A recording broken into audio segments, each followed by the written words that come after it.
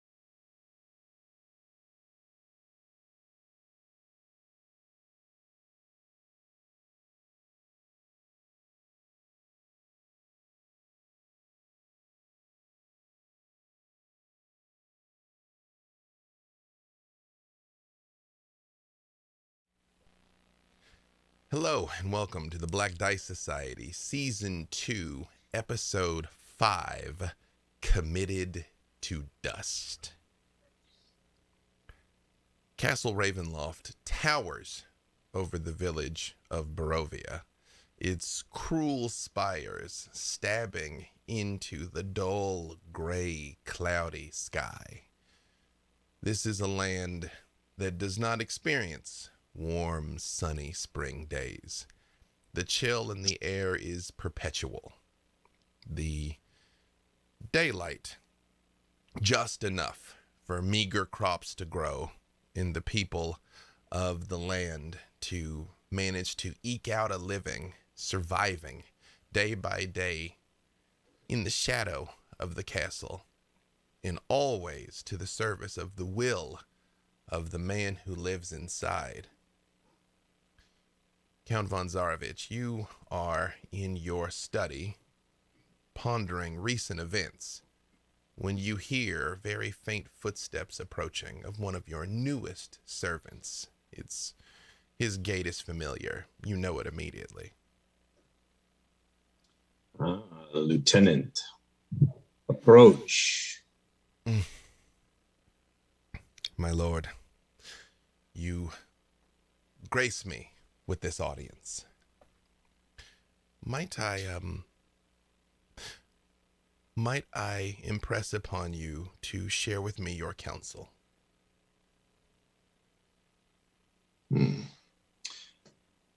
A novel question. I will offer an exchange. First, you will tell me, how are you adjusting to your new state? It is tremendous how you have blessed me. I was unaware of my numerous limitations. And there is more yet to come. You will find such strength, such power that you can scarcely now imagine. But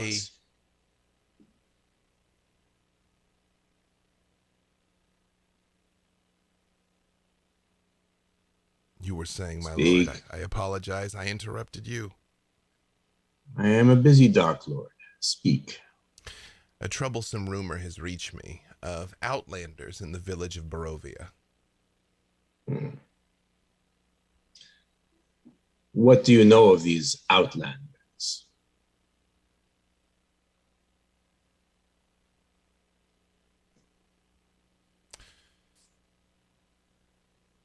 Only rumors that I would love your permission to be able to verify firsthand, but they say there is a large blue-skinned woman, a strapping and fearsome man with faraway eyes. A cleric who trembles at the slightest breeze and yet stands before the undead and turns them with the power of his sheer will alone. The less said of him, the better. A fearsome drow, a shrewd and calculating woman who seems like she's on the way to a ball of some sort more than battle, but most of all a winged woman, my lord, who bears a striking resemblance to, and he begins to motion towards a painting in your study. Yes.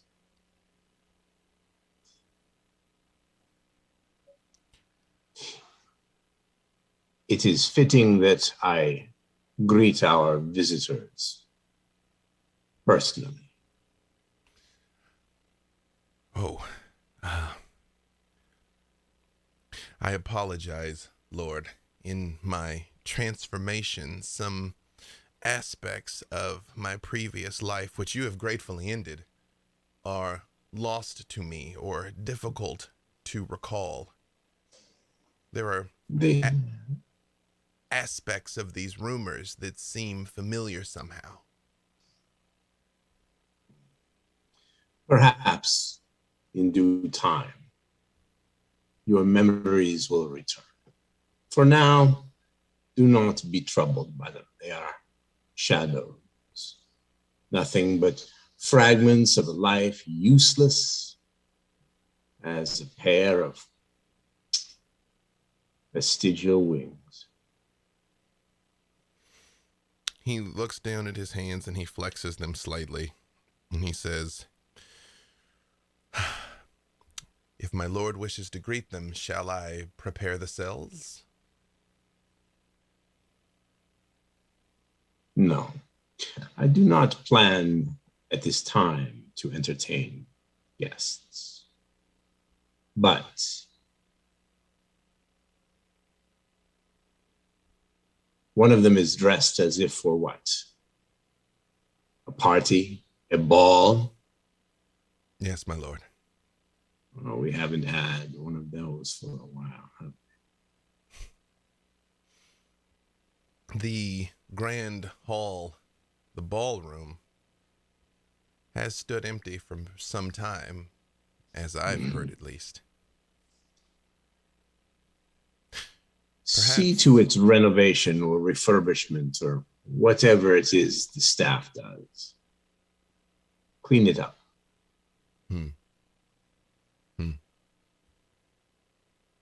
I can't shake the feeling I was at a party, a celebration, a feast of some sort.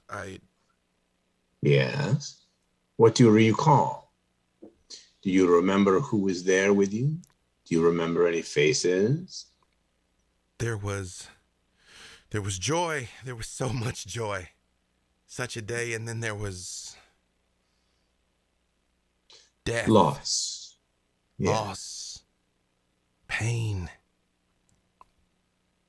And mist. And then, thankfully, you found me and completed me. He kneels in front of you and says, "If I were to live another 1,000 years, I could never properly show my gratitude for what you've done for me." True. But that is as may be. You are a good and faithful servant, valued member of my house. You have purpose. You have pride. There is nothing you now need fear. One last question, my lord. The harrying of the burgomaster's house. You ordered it stop when he met his end, but yes, the beasts grow restless. Shall I unleash them again, or? Bid them wait my command. I may have use for them this night.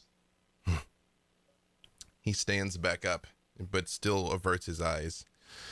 Then I shall await my master's return. May I be dismissed? You have my leave to go. He flashes a pair of red eyes at you and turns to depart. Count. Lieutenant.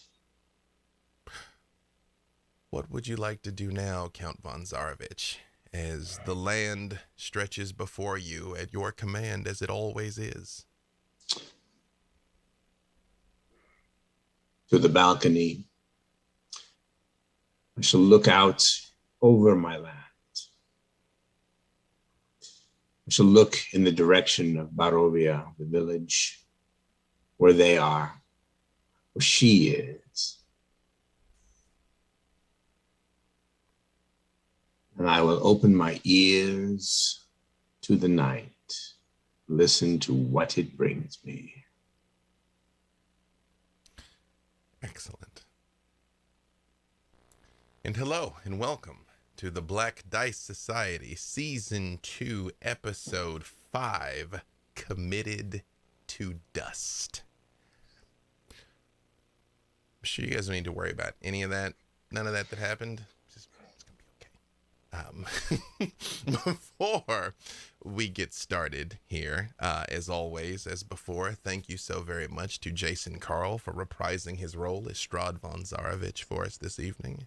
And let us meet the rest of our Outlanders in the village of Barovia. I'm going to switch this up some. I will start down here at the bottom with Tatiana. Hello, I am Tatiana. But I am actually Becca Scott, and you can find me on the internet at the Becca Scott, usually streaming Magic and or putting board game tutorials on youtube.com/goodtimesociety. Pronouns she, her for character and human, and Tatiana is Air Genasi barbarian druid. Yeah, is everything. And Finn. Hey, I'm Tanya DePass, also known as Cypher Tier Online.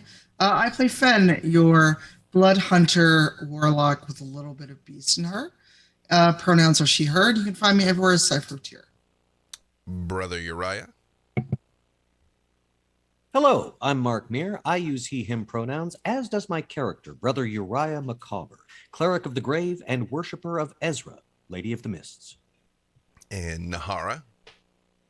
Hello, everyone. I'm Nora Ibrahim. You could find me everywhere at Noralogical. My pronouns are she, her, as is my character, Nahara, who is a reborn Fallen Azamar undead warlock with a little bit of College of the Spirit bard. Valentine. Hello, I am Sage Ryan. I go by Not Sage everywhere on the internet or Pixel Circus. And tonight I will be playing Valentine. Valentine is a reborn aberrant mind sorcerer who is apparently very ready for a party. And we both use she, her pronouns. And last but certainly not least, Desmond. Oh, hi, I'm DJ Knight. I play Desmond, a human ranger lycanthrope. And our pronouns are he, him. You're awesome. Thanks for coming in and hang out with us. Also, I believe, good sir, you may have another thing to announce. I may. No time like the present. Go ahead, lay it on. I know. I was just trying to take a second and like let the dramatically tension build. Like it's just the dramatic pause of like, I wonder.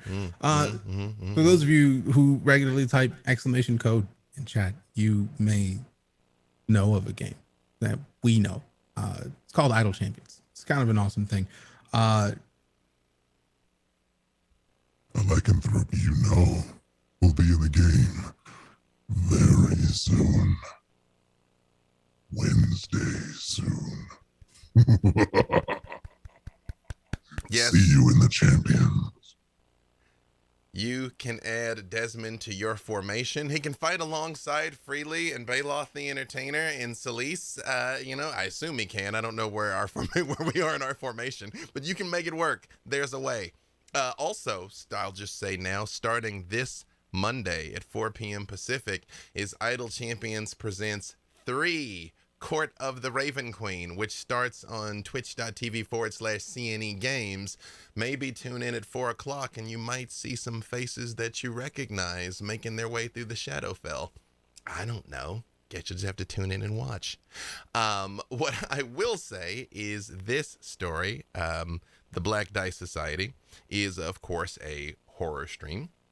As such, you may see some contents and themes and situations that you don't normally encounter in other Dungeons & Dragons games. As always, we have our safety tools in place. There is a number of ways for people to notify me if there's something that they're uncomfortable about. You might find if a scene switches suddenly, it might be because somebody was getting squicked out, and that is okay. But now, more than most nights, we might push things a little bit. I don't know. I'm telling you. It's going to be fine. I mean, I'm going to be fine no matter what. They're probably going to be fine. Before we go on, as you see my image popped up here on the screen while we were talking, we have our new Dark Lord Dyer's dice that are available from Die Hard Dice. They are beautiful. They are modular. They break apart and you can put them together into like new and interesting combinations. They're super cool. I posted some pictures of the different ways that you can assemble them on the tweetagrams. They are available now from Die Hard Dice. You also can use code BDS to get 10% off those dice or any other dope things that you want to buy from dieharddice.com.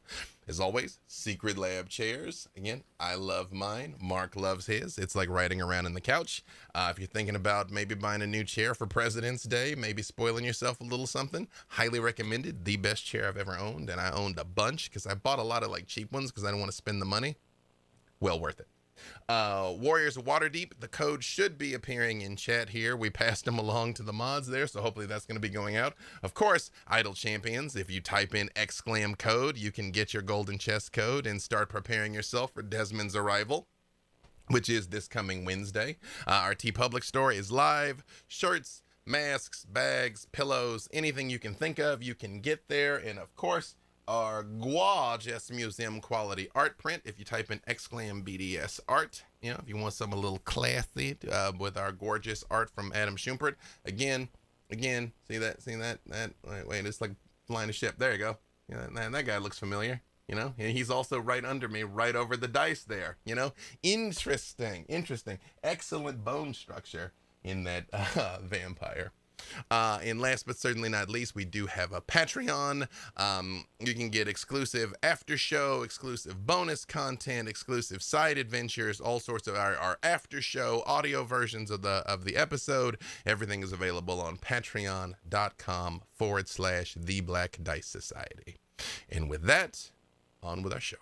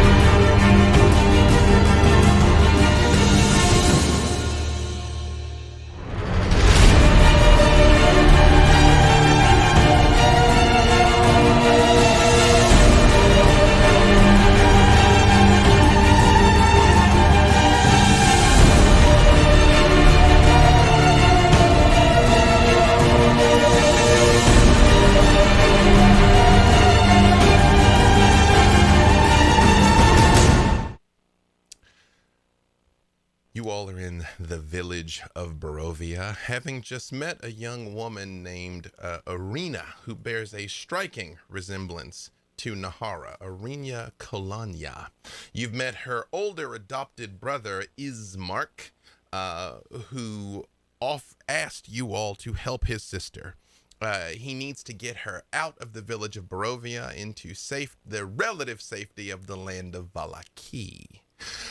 You all also received some interesting secret insights from a hag that was making her way through the streets of Barovia selling dream pastries, so much so she was about to take a young boy away from his parents as payment until you all intervened.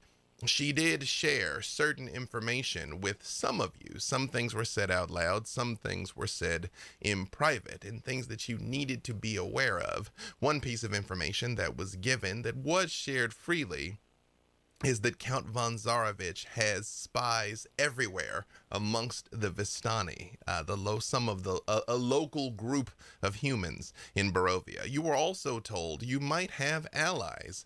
The Silver Dragon Knights are a group of undead revenants that still bear a grudge towards Count von Zarovich, who might be able to assist you. Were you able to ever make contact with them near Valaki? When you all met this young girl, it was clear that the burgomaster's house had been sieged for days on end by legions of undead and wolves until the man dropped dead from a heart attack. In that night, the attacks stopped. You also saw 2 distinct bite marks on this young woman's neck. And although she is more than happy to leave and escape the village of Barovia, literally in the shadow of Castle Ravenloft, she said she could not do it until she had seen her adopted father buried and committed to his final rest in the cemetery. And with that, what would you all like to do? How much time do we have before sunset? I know days here are not typical, but... Honestly, it's gotten dark even in the time that you all have been in here. It's strange. It only ever gets so bright, and when it gets dark quickly. Like, you deeply suspect the days are of varying lengths, almost like they are obedient to the will of someone else. Well, I'm not sure what choices we have.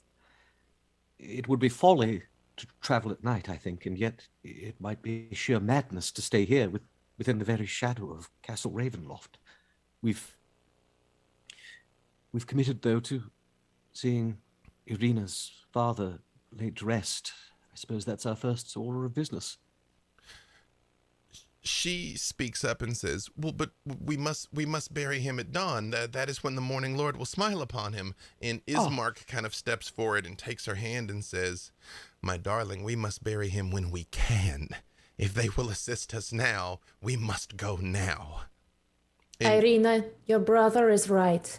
You are a very puny woman. You are very small, and you are not safe. We have to take you to where you are safe. That is our job. You, Tatiana, when you say that, you see she looks at the wall where there are several mounted weapons that are mostly decorative, but she pulls a sword out and brandishes it quickly, and she says, I am not as weak as you think. I want to The girl pull out is my not kukri. without, she's no match for Tatiana, who is, but she is not without skill. Can I just quickly pull out my kukri and sort of parry her blows just casually? We're not really fighting. I just kind of want to like test.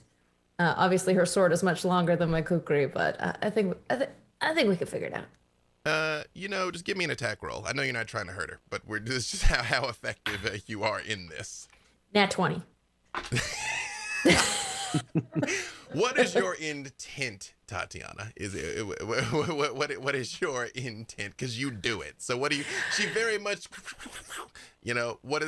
What do you want to happen? I parry her blow to the left, to the right, to the left. I'm playing soft here. I just want to see what she can do, and for her size and weight, I'm impressed by the ability to parry my kind of fake blows, and then I sort of like do a flourish and a spin and slam her sword out of her hand with my kukri and then catch it in the air. Was about to say, with the natural 20, you could send it flying like right back onto the wall. If you want to. Yeah, let's hang it back up. Up.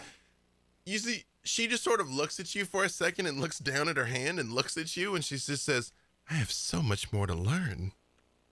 I am willing to teach. You are a supple student. I will say, Tatiana, not unlike your assessment of Ismark, she's solid fundamentals. And you can tell that, as you had gauged before, he's been around the block. He's not all talk. Yeah, and is Mark, what's his reaction to seeing what I just did? Impressed. Mm. Just nods. I pretend not to notice. Well, I don't know about everyone else, but I'd rather take my chances out there and hurry this along than to remain here in the shadows of the castle. I agree. It's a long enough journey that there's not much here that we can do during daylight. Either way, the sun will fall again. So I'd like to get on the road sooner than later. Okay, now we go. I pick up one end of the coffin and hear whatever's inside slide to one end. Yeah, actually they still have the lid off of it. Like, you can see the burgomaster. Brother Uriah has used calm repose on him, so he looks more like he's sleeping than a body that has been dead and unembalmed for 3 days. But he's very clearly dead. And you see Ismark does come over with the lid and puts it over the coffin, and you hear he does whisper some quiet prayers, which, Brother Uriah, you do recognize are to Lathander, the Morning Lord, about to guide him, receive him, forgive him, you know? And he starts to quietly nail the coffin shut, and while he's doing it, you see Arena starts to cry, but tries to stay composed. Like, it's very much like while the coffin's being nailed shut. Desmond, Fen, are you also up for the task? Yeah, I was going to ask where shovels are, or if Irina needed anything from us before we are led to his final rest. We have to take him to the church. The priest will say the last rites, and Father Donovich will commit him to the earth. It's not far. We, of course, will accompany you. Does anybody help Isgard nail the coffin shut? Yeah, I'm assisting. I kind of took on the spot of pallbearer. Absolutely not. Perfect. Only takes a few minutes. You know, again, in this simple coffin that they made themselves, you can tell that they cannibalized what was probably once very nice furniture. You, Brother Uriah, having some insight into these things, know it will not last long in the ground at all, but it looks nice until then.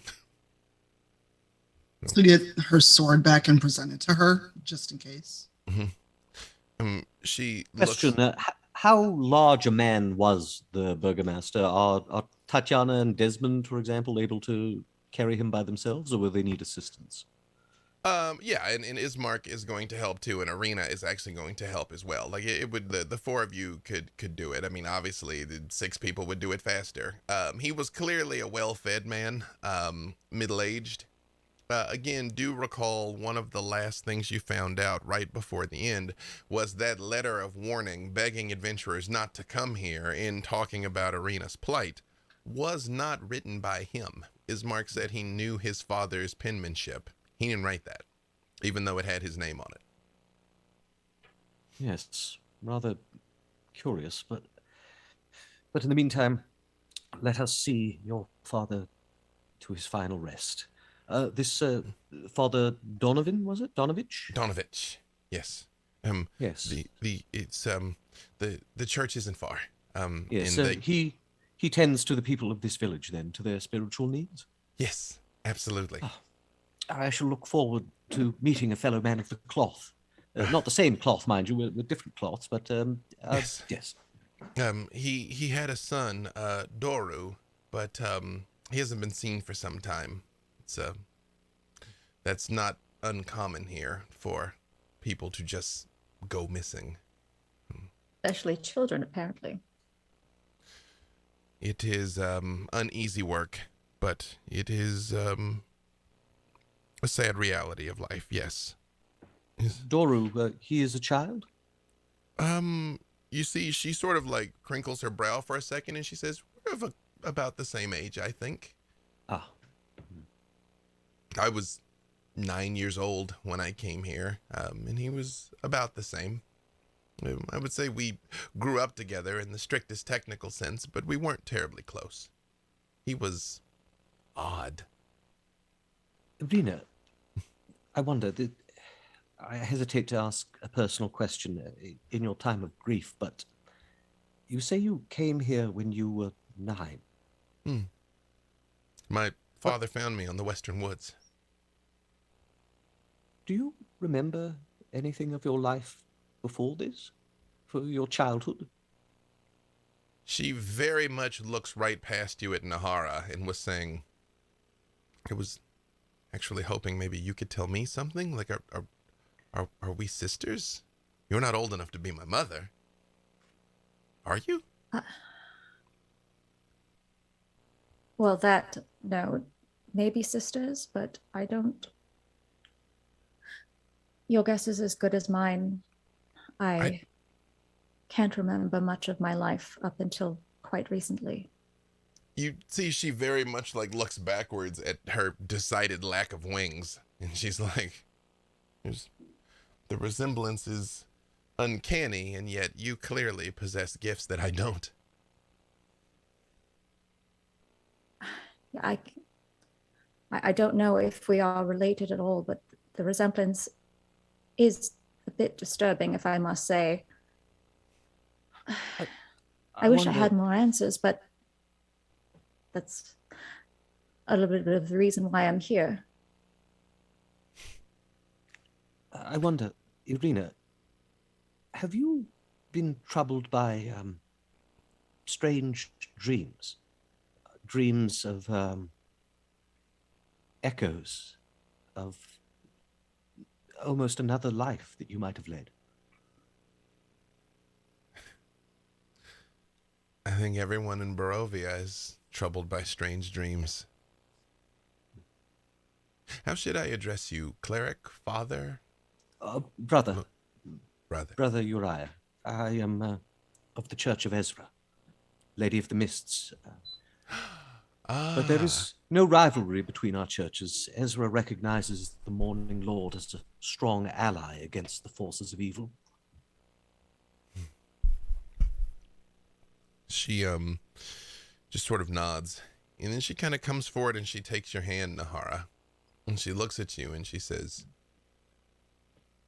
maybe we can figure it out together. I think whatever it is that can help me answer some of my questions can maybe also answer some of yours. You asked me about a cat? That's a strange question. Also, she's saying this as you guys are starting to move, by the way, making your way through the streets. Just a hunch. I don't know. It could mean nothing. Did you ever have a cat? No. Father was deathly allergic. Oh. And he definitely didn't want a dog because she just motions at all of the claw marks all over the walls and wolf prints. I only asked because I had one. But we're not the same age, so I can't see how that would make any sense. What was your cat's name? Seja. It's beautiful. Does it mean something? It means dawn.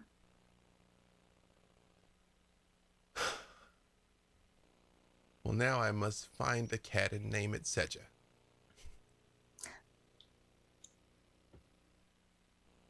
She's gray and white if you do find her.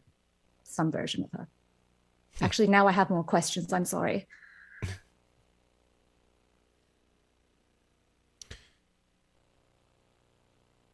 I don't know what's happening, and she very much rubs where the bite wounds were, because you might recall you healed her and they closed up. And she's like, but I'm glad that you all are here with us now. Thank you for helping us put Father to rest, but I think with your help, we might actually be able to escape this place. So few people do.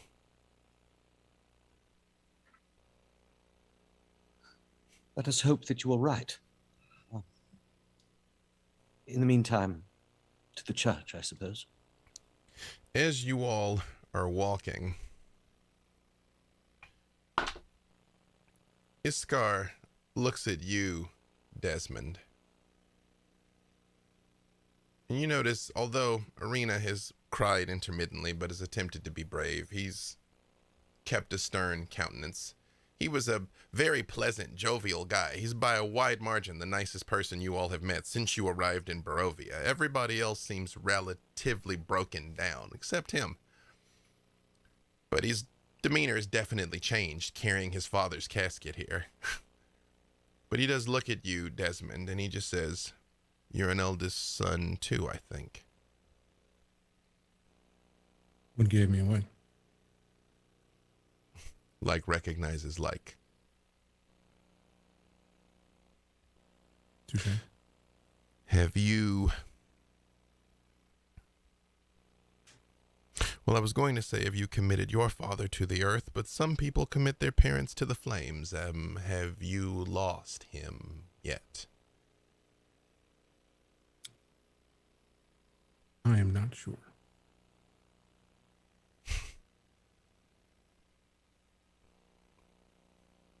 Lost in one way doesn't necessarily mean lost in another. So there's that. Can I tell you something foolish? Go. Desmond, right? That's what I believe your name was? Yep. When I was a boy growing up, I heard stories of adventurers from far-off lands that would come here and try and defeat him and liberate us all. And I believed I would tell myself these fantastic stories about these far-flung places, how bright the sun must be, how green the grass. And when my mother died, I told myself, I'm sure only in Barovia do children bury their parents.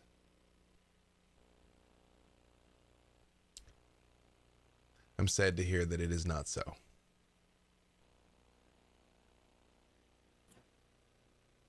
I feel that's a thing that happens everywhere. Unfortunately.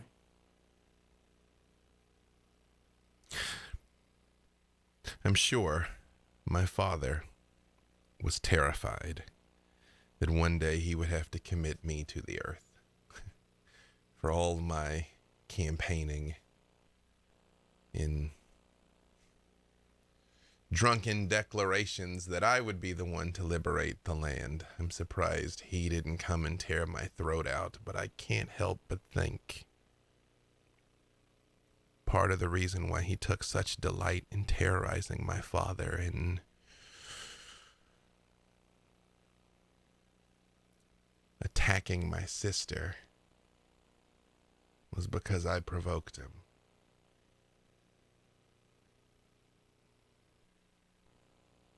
That's got to weigh heavy. Heavy on the heart.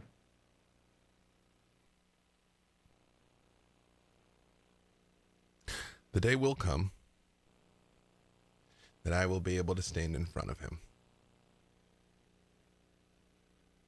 And I will have my revenge.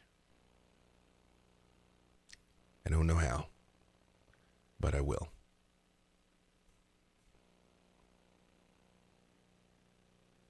Revenge is a sweet, sweet dish, isn't it? Nice and cold. As it should be. Normally, I find it doesn't necessarily fill you afterwards, but it is definitely sweet at the time. Very flavorful. And he sort of looks at you too, Tatiana, as you guys are all kind of making pretty good time with this coffin. You're all strong, but as fast as you can be without a loss of reverence, essentially. And he sort of looks back and forth between Tatiana and Desmond, and he says,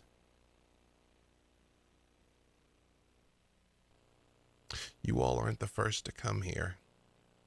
You aren't the first to think you would stop him. Save us, change things.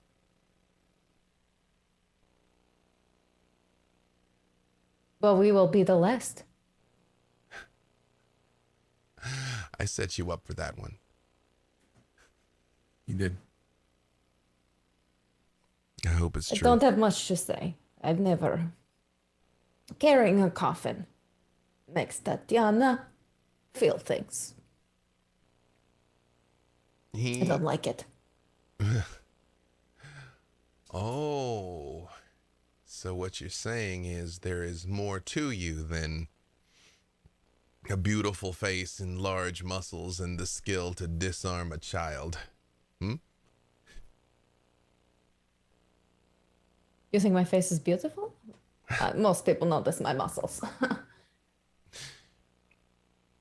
You know, there's no shame in feeling things. A lot of times I strongly disagree. people here often think me the full fool for my manner, but the truth is I realize when I can no longer smile, when I can no longer lead a drunken chorus, that is when he will have truly defeated me. He's broken nearly everyone here. He won't break me. I see that in you. I see your strength, and it might impress me as well. I was so rude, I asked Desmond if he'd buried his father, son to son, you know. Have you buried yours? I never knew my parents, so it's not important. They're probably very dead. My whole village was taken upon by raiders. So you see, that means little to me. Only my life and those who are living, those are who matter. Death is weakness. They were weak. No. No offense to you. I nod to the coffin. He actually stops walking and sort of like adjusts the casket under his hand slightly, and he looks at you and he says, "Death isn't weakness. Death is inevitable. It's just when and how we face it." Well, I will face mine without fear. That is one thing that I know. Life without meaning. Maybe that is what I mean. That is weakness. Well, I hope you don't have to face it anytime soon. And sort of starts walking again. And I hope I don't have to kill you. I don't have any reason to. I just like... Yes, it was a very odd conversational transition there from a... Sorry. Force of habit. It's like a reflex. Don't worry, she says that to everyone. I do. I'd hope you don't have to kill me either. I meant it as a compliment. Valentine, you see Arena has moved near you and is like very much looking at you, but she doesn't say anything. She's looking at you like she wants to say something, but she doesn't say anything. Can I help you? Oh, most certainly you already are. You're staring. Oh, sorry. Do they not teach manners here? No, actually. Noted. I'll take it telepathic. What are you not saying? How are you doing that? Feels like a very silly time to ask that question.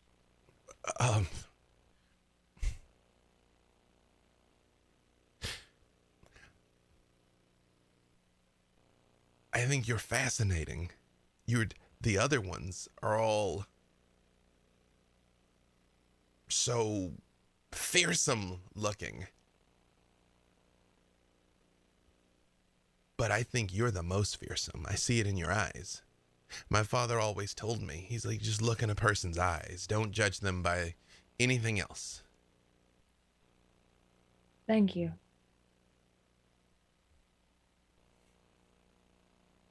I noticed by your interaction with Tatiana, you have a lot of desire to be fearsome. I don't want to be a victim. I understand that. And there's no reason for you to be, but for now, you can let the more outwardly fearsome deal with most of the hitting and smashing because they're good at it.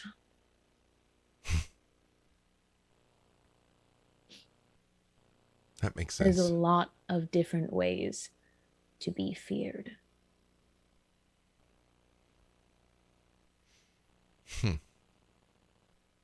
I think I'm going to have a number of questions for you on the road. That's quite all right. Also, it's telepathic. How? Which means I'm always listening. I think that's usually unsettling, but I actually find it comforting.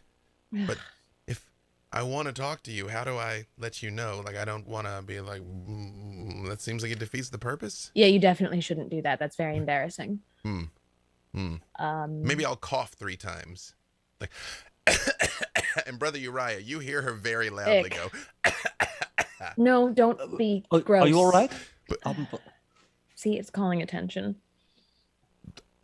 Yeah, just emotions. I'm emotional. Oh, of course. My condolences. Something more subtle. You can adjust your sleeve back a little bit, and I notice everything. So I'll keep that in mind. Can I ask you a question? You may. Nahara. She seems unsettled by me. You're wearing her face. What? We're all unsettled by you. Or she's wearing mine. I don't think any resituating of the order of that is going to make this a comfortable thing. Well, Look. I mean, if we're being uncomfortable, neither of you are breathing. I don't know if my brother noticed, but I certainly have. Right. Yes. That is correct. And I will just kind of turn back to her for the first time, actually making eye contact in this conversation, and pull up my pearls a little bit to show the scar across my throat and pull them back down and say, that is the least worrying thing happening here. You see her eyes triple in size, basically. Like they're going to come out of her head, and she just goes, oh, I'm so sorry. No, none of that. Look, you are forcing our friend, I don't use that term often, Nahara, to face a lot of things. This whole place it's terrible. I don't understand why anyone's here. So naturally, that's going to be a little bit of unsettling. I can tell you why they're here. They're stuck. They're here because he doesn't let them leave. I've heard that good people don't end up in the mists. But maybe some good people are born here. I Maybe. hope. Well, as someone who ended up in the mists and with a group of other people who also did, who knows what the hell is going on? I don't know. Clones are real, apparently, so you're probably some weird little clone.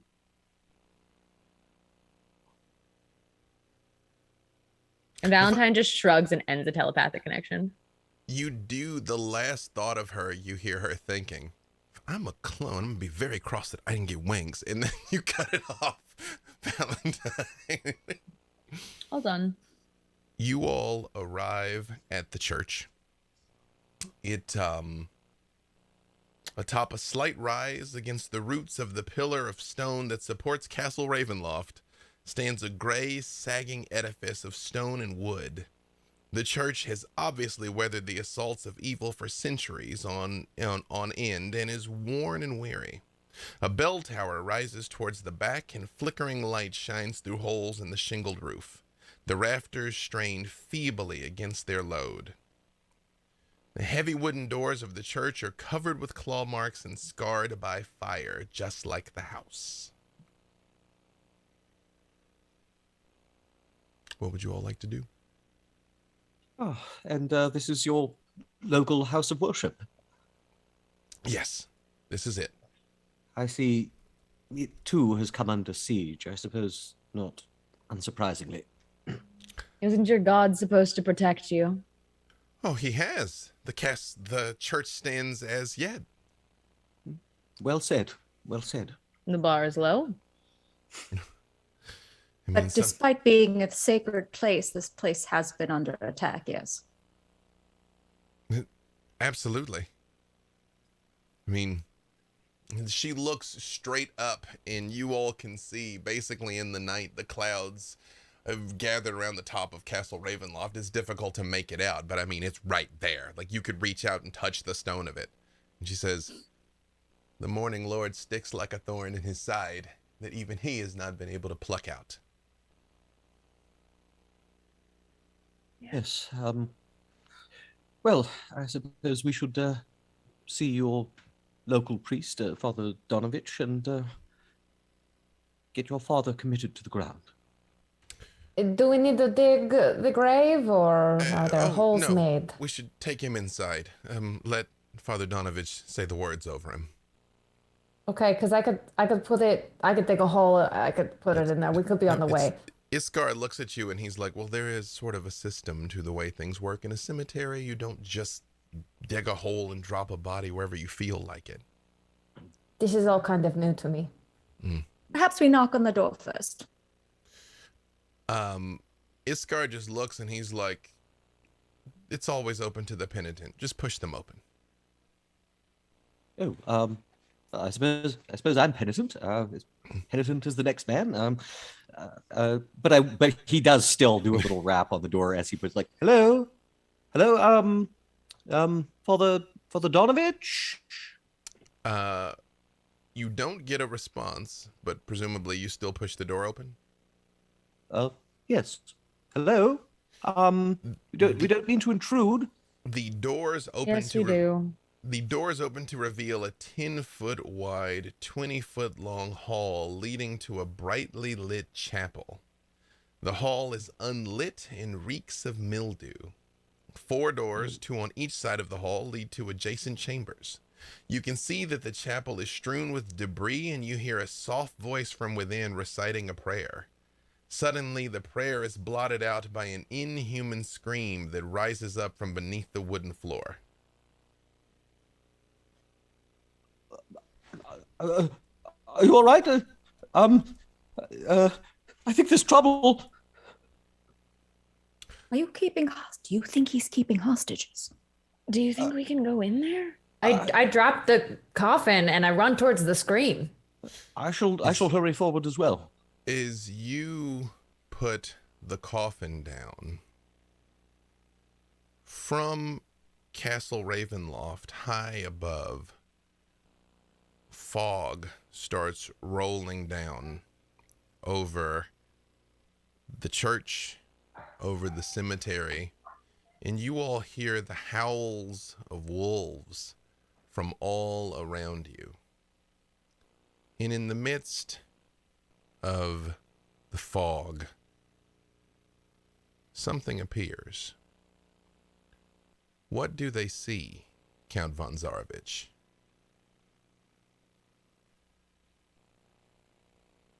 The fog roils, rides, undulates, as though it is a living thing, creeping, billowing, rising, boiling, ever closer, surrounding the church the burial grounds, the woods, until the mists touch everything. But they do not pass the threshold of the holy place itself. The mists do not enter the church.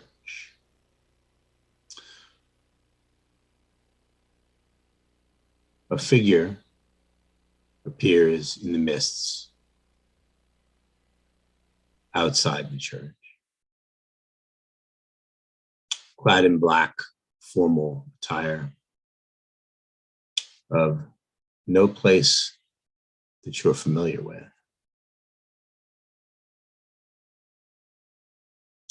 And strides out of the mist so that he can be seen. For those of you that have seen him before, Count Strahd von Zarovich stands before you in the flesh. I believe I need no introduction. I thought you'd be here sooner, to be honest.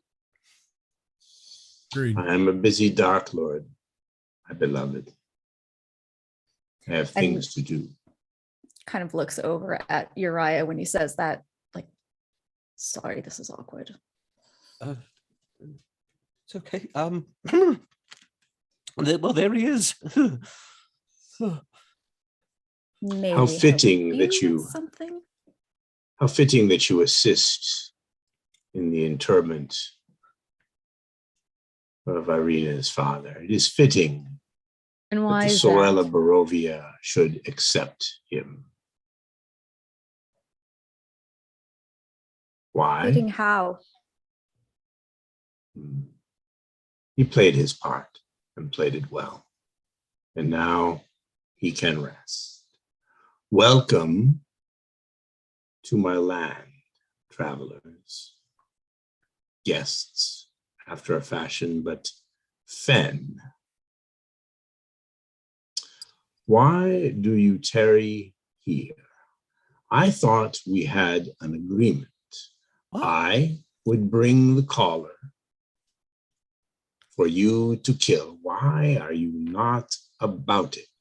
The caller is not here in Barovia. It is near Valiki at this time. Well, aren't I always the one getting in trouble for keeping secrets? What is he saying? Raya, you know that I carry Nepenthe. Why do you think I have Nepenthe? To slay your quarry, your foe, your adversary. Yeah.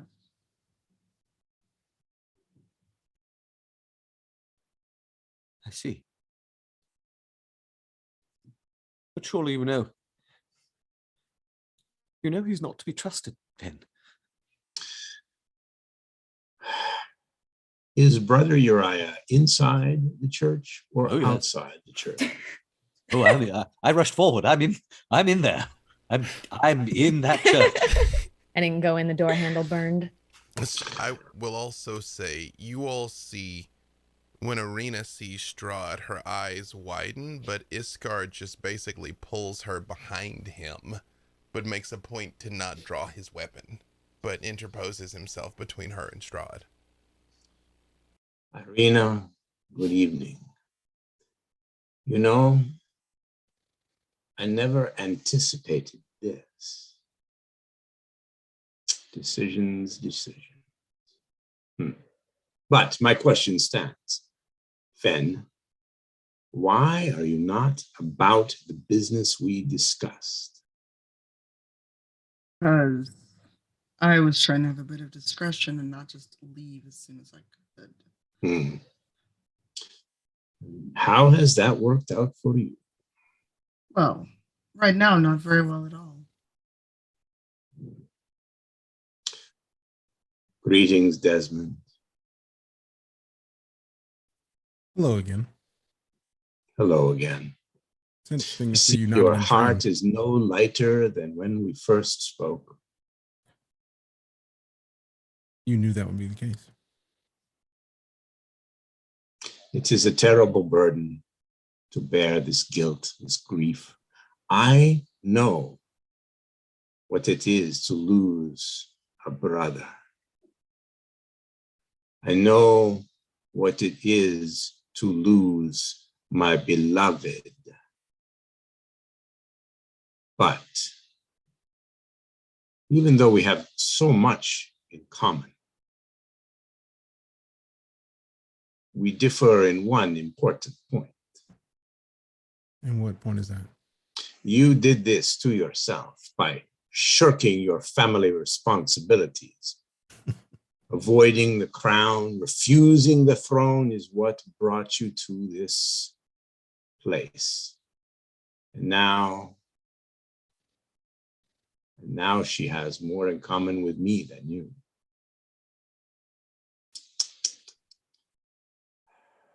Disappointing. If your brother were here now, what would you say to him? I'm not sure. I've been thinking about this long and hard. Yes, if Armand were to stand before you in the flesh, here, what would you say? How could you excuse yourself? How could I excuse myself? Pretty easily. I've done nothing. Maybe my body. But someone else had somehow taken the reins in a way that I still don't quite understand. But I've done nothing. I wonder if Armand would agree with you. And I think before you leave my land, if you leave my land, we should ask you. So he's here.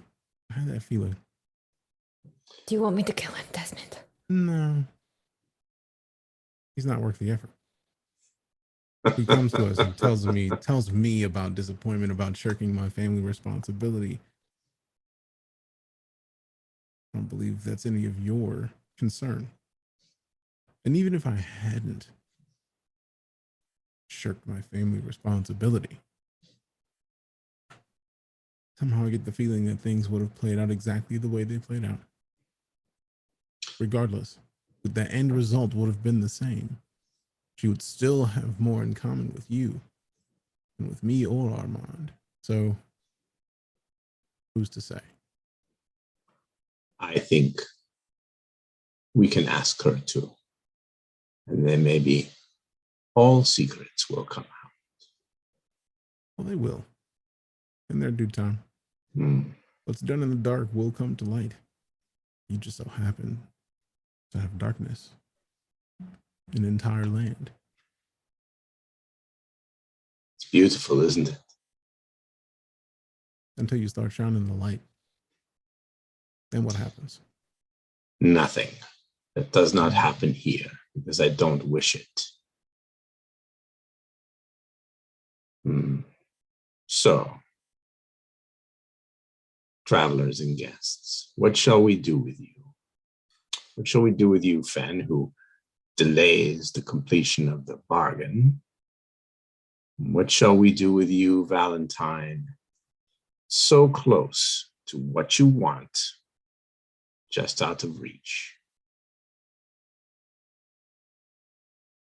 Well, I assume you've come here for a reason, and none of us have pulled a sword. I think you are smarter than that. But perhaps not, we'll see. Generally smarter than using a sword, yes. But what does that mean? What does it mean indeed? It means that the right people are in the right place at the right time, at long last. I am a patient Dark Lord, but even I have my limits. Nahara, have you nothing to say to me? Oh, we have much to discuss. I would think. I can assure you. But perhaps a conversation best to have in private. Hmm. I have nothing but time. Strahd stretches out his hand towards Nahara. Nahara, don't step out of the church. I have to know some things. And seeing as how we're all still alive right now, I think it is not in his best interest, should any harm come to any of us. And I do take Strahd's hand. Nahara. Nahara, please be careful. Silence, priest. Can you hear me, Lich? Are you in there? I know you can hear me. I know you can. Stay out of this. I'm sorry, Uriah. I have to know. Better yet, go back to your place before it's too late. Do you hear me, Aslan? I know you hear me. Be gone from here. I don't think he's here. Ah. I'm not sure. Nahara, Yes. shall we take a walk? Nahara, as you walk towards the front of the church, about to cross the threshold, Irina jumps out from behind you and puts a hand on your arm. Not forcibly. She just puts it on you, and like her eyes are pleading with you. Don't. She doesn't say it. She's just like, Irina, are you jealous? Are you afraid you might not be the one after all?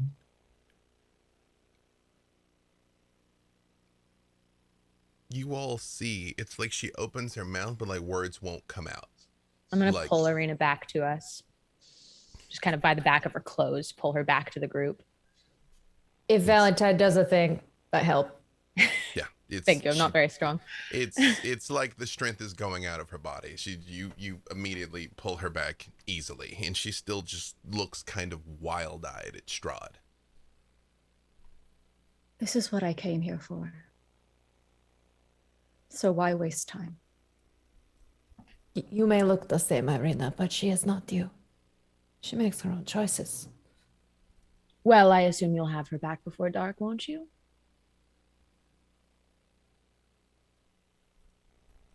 There are no guarantees. Hmm. I don't think you would object. Pardon? Don't you long for a place to rule? Who doesn't? If events unfold as I desire,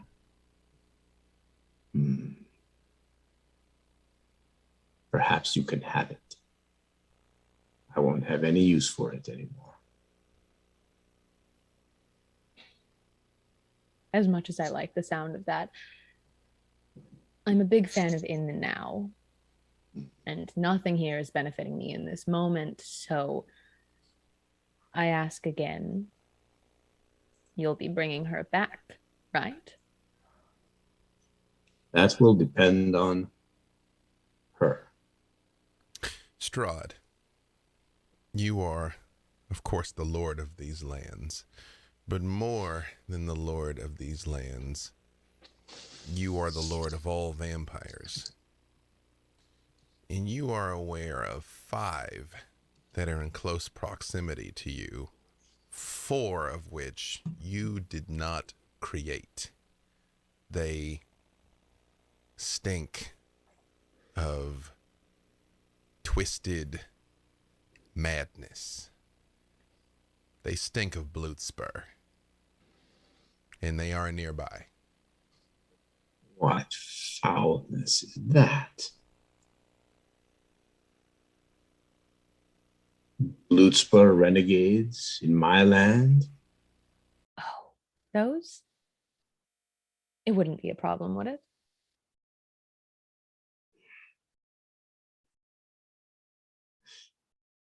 This is not the kind of insult I am accustomed to forgive.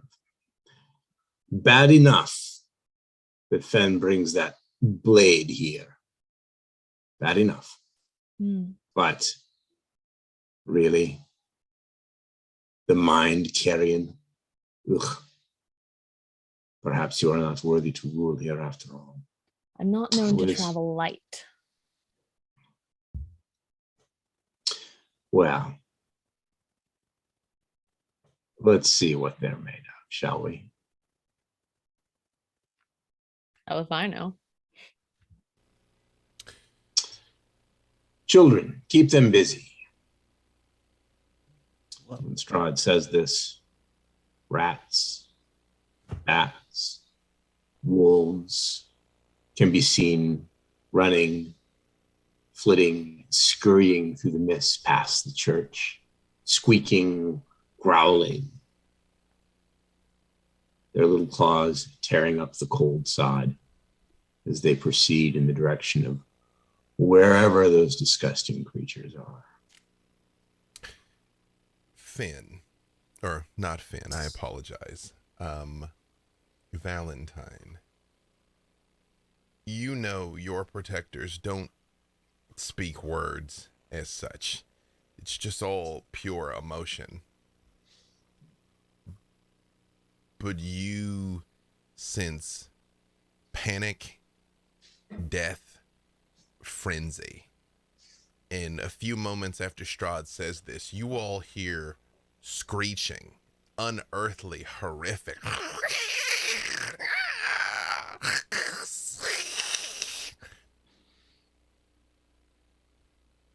Do I still sense them? Oh, yes. I mean, they are fighting and struggling. They're formidable. Since I can connect with them telepathically, what I would like to do is communicate back to them in emotion. Instead of saying words at them in commands like I normally do, I instead, in an attempt to drown out the madness and fear that I'm getting from them, send them every ounce of anger in Valentine's long gone soul. Lifetimes worth of the anger that she carries, just emotionally through our telepathic link. You notice, Valentine, it is almost like they resonate with it like a tuning fork. And you know they will fight furiously until you tell them not to. For the rest of you, it's just, you don't see it. You're not even quite sure where they are. But it is just a horrifying noise that just echoes into the night of squealing, growling, crunching. Strahd, they are formidable. But of course, they would fall before you, as will all things. I know what I need to know. The children may withdraw. It's Valentine. You get pain. They've clearly been injured. But they actually want more. If any is just bloodlust is what you get from all four of them. Just they want to kill. I'll do my best to calm them for now. Valentine, Yes. these are your pets? You could call them that, yes. I actually like the sound of it. Disgusting creatures. Aren't most pets. Why do you travel here with the carrion of Bloodspur? I suppose there are people who have a vested interest in my safety.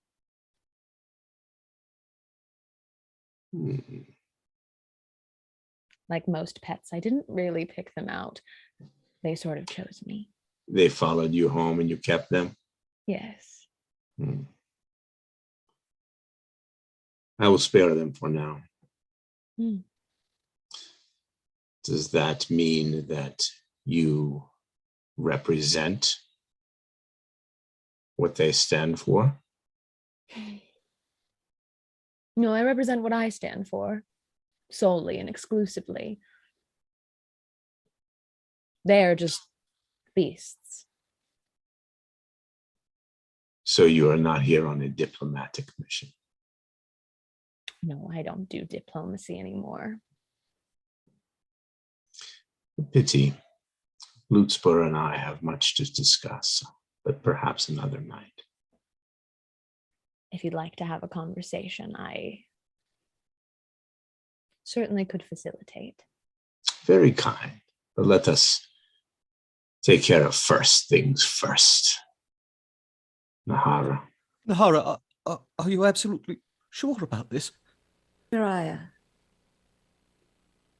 you know that I need to sort some things out. I'll be all right. Yes, of course. You must. I know this is very important to you. Indeed it is.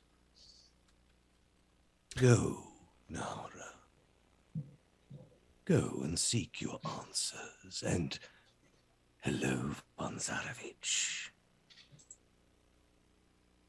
And I believe here, with Aslan Rex having made his presence known just before Nahara and Strahd von Zarevich can be united at long last, seems like an excellent time for us to take a break. We'll be right back. Don't go anywhere. Quick 10.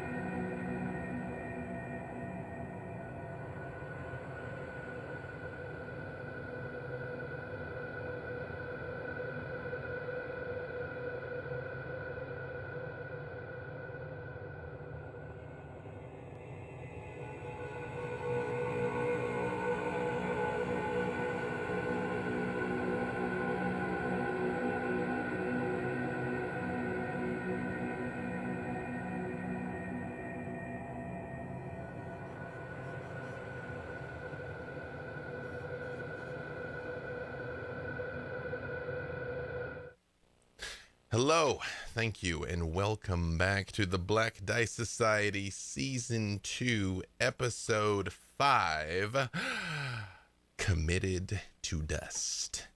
Before we go on, of course, I have to say thank you to our patrons. You literally make it possible to do what we do.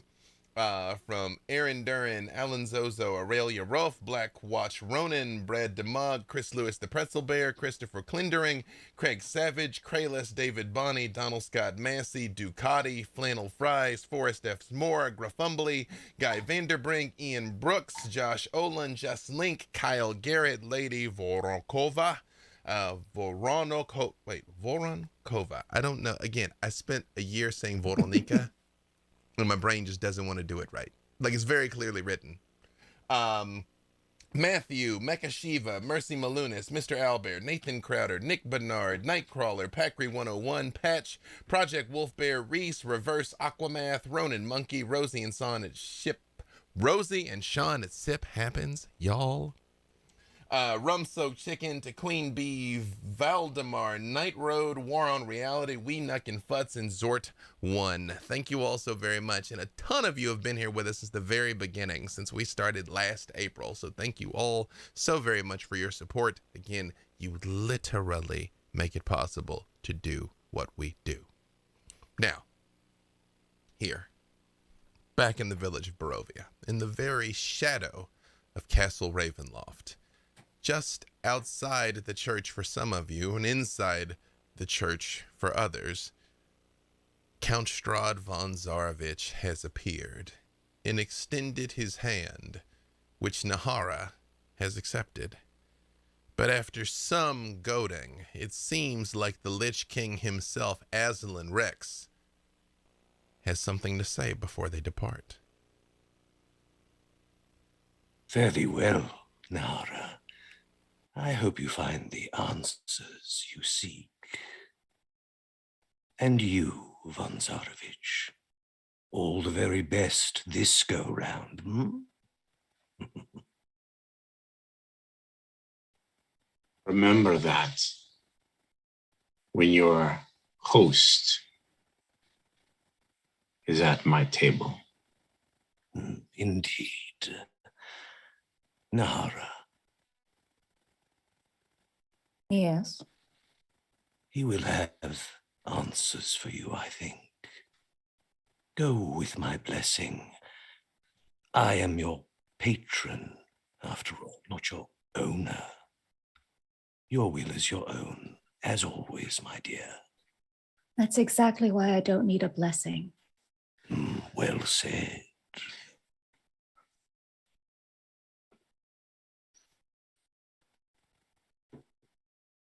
Well, shall we? Shall we? Nahara,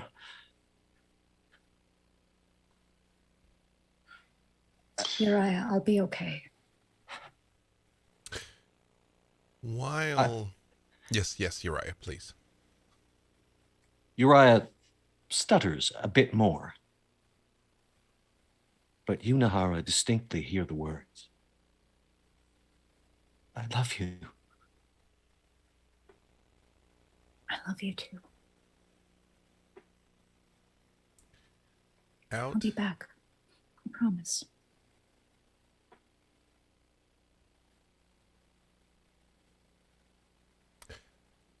Outside the church, a spectacle occurs that you've seen many times, Count von Zarovich. An eerie green light suffuses the graveyard. From this light emerges a ghostly procession.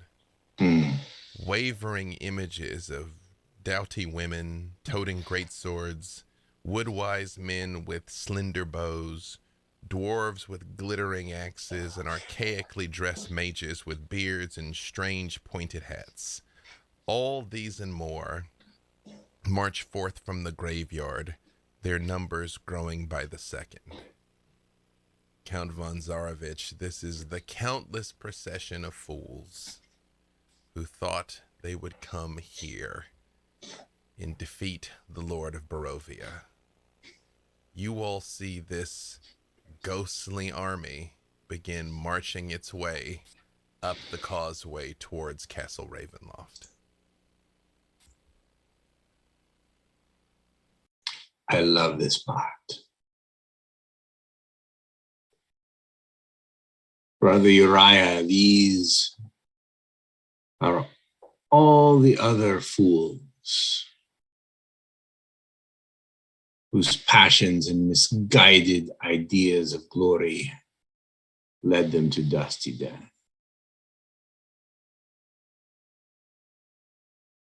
Now then,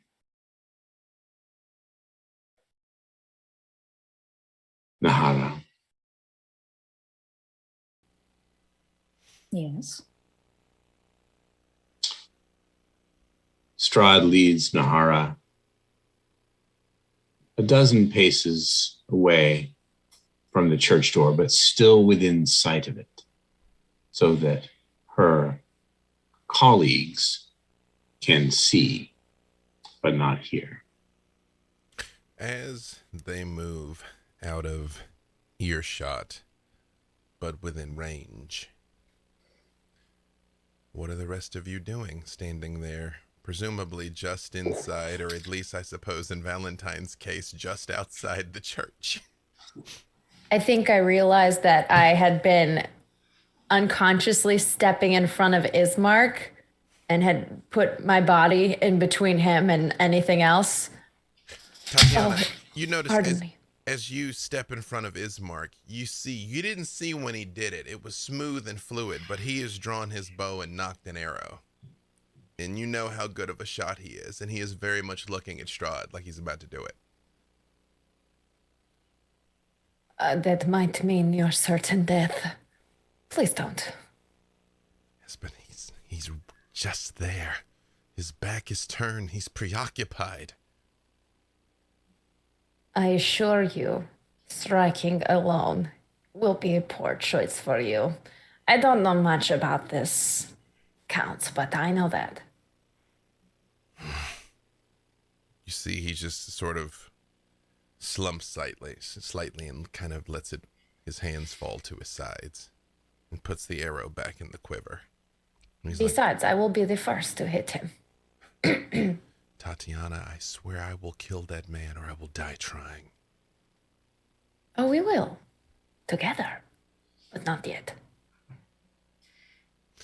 What are the rest of you doing? Is everyone in the church except for me? Yeah, but I mean, I distinctly felt you were all kind of near the doorway because you were just talking with them, so they're not deep into the church. Great. I'll still just stand outside, kind of leaning on the wall of the building. Even though he can't hear what's happening, Uriah's not taking his eyes off Nahara. And there doesn't seem to be any trace of Aslan in his bearing at this moment. What is... So, Finn, Yeah. you want to tell us about your secret deal with Strahd? No. He I sure thought did. we were a team.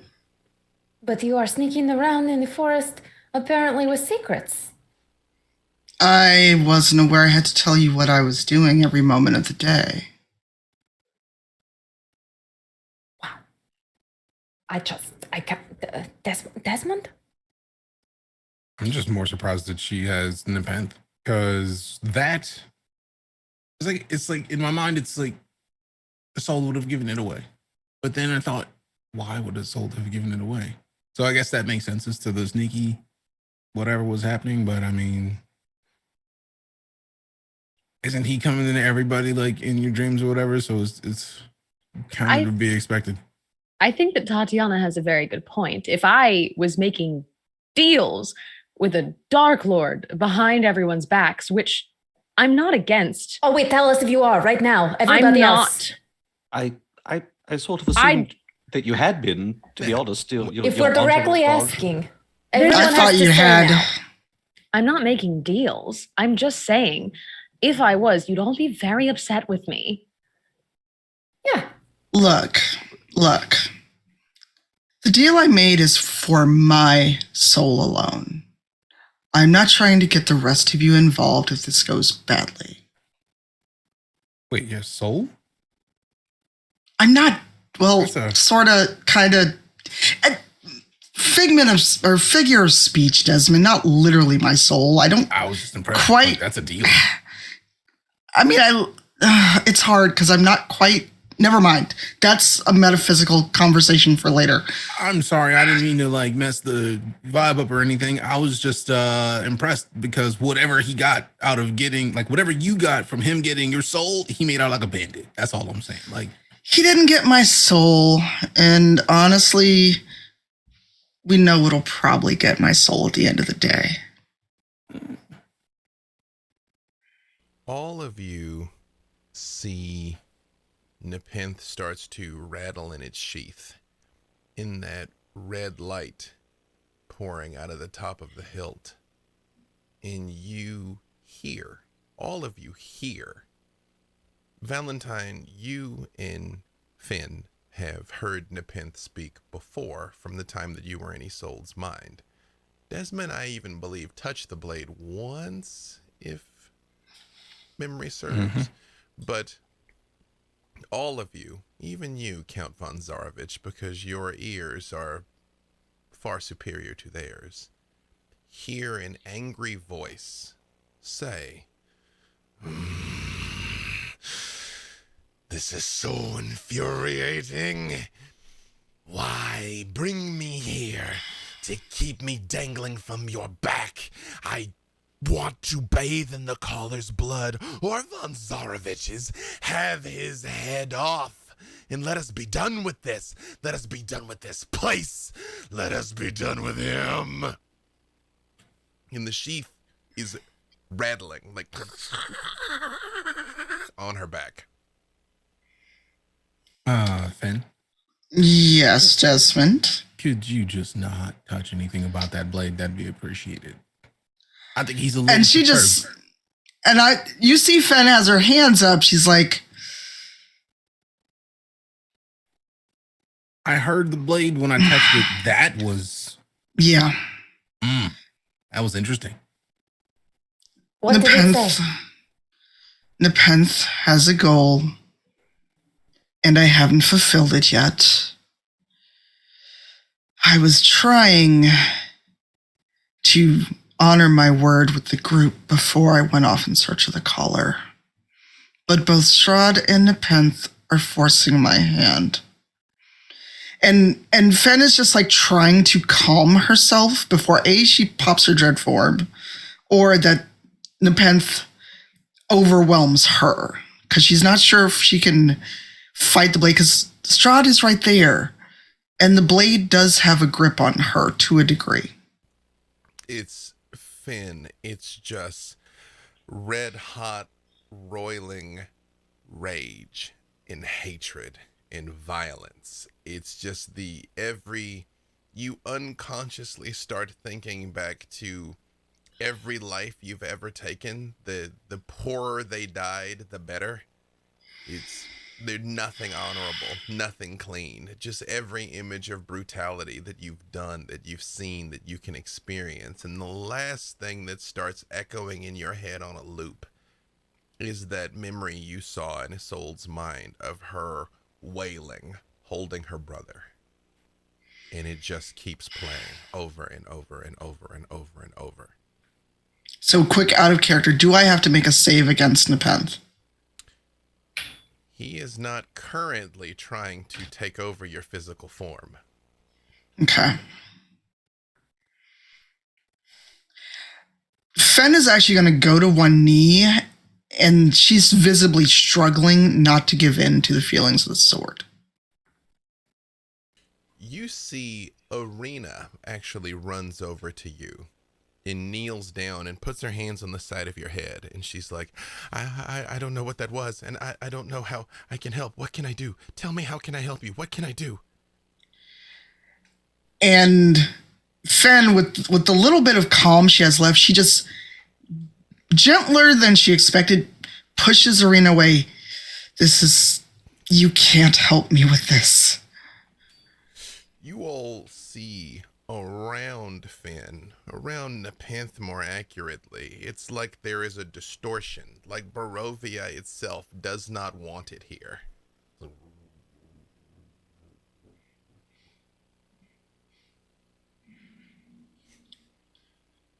Ken, are you all right?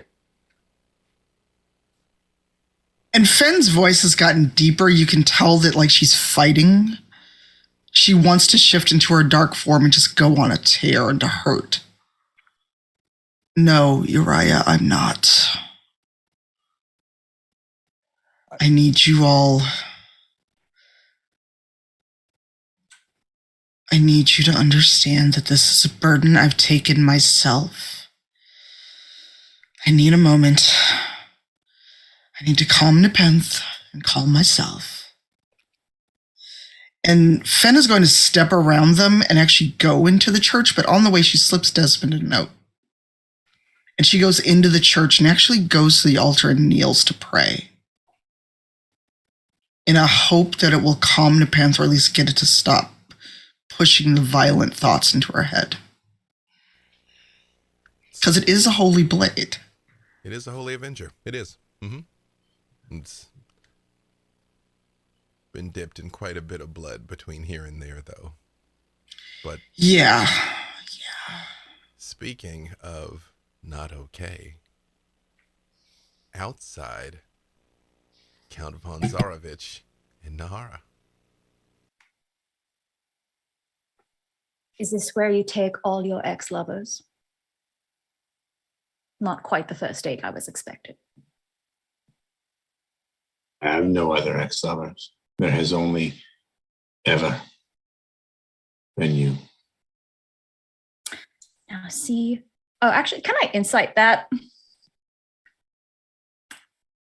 Absolutely. Roll it. Cool.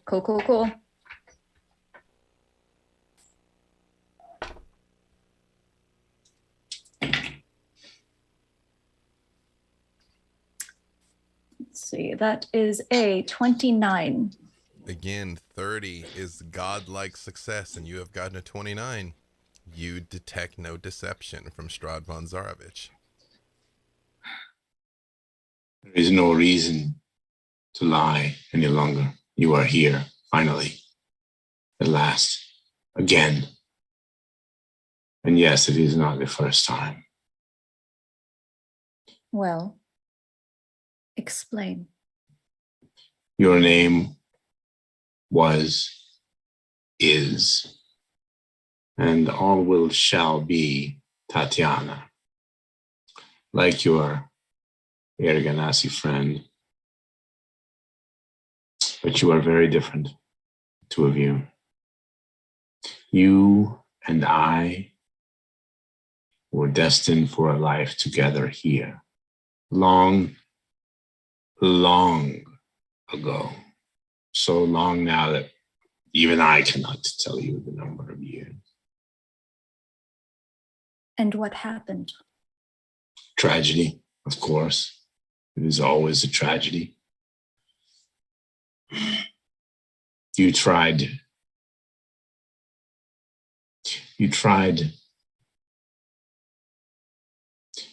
to destroy yourself. Why would I do that? Fear of me, fear of this place, fear of the future, and I think fear of love. I refused to. How could I be your beloved if I was afraid of you?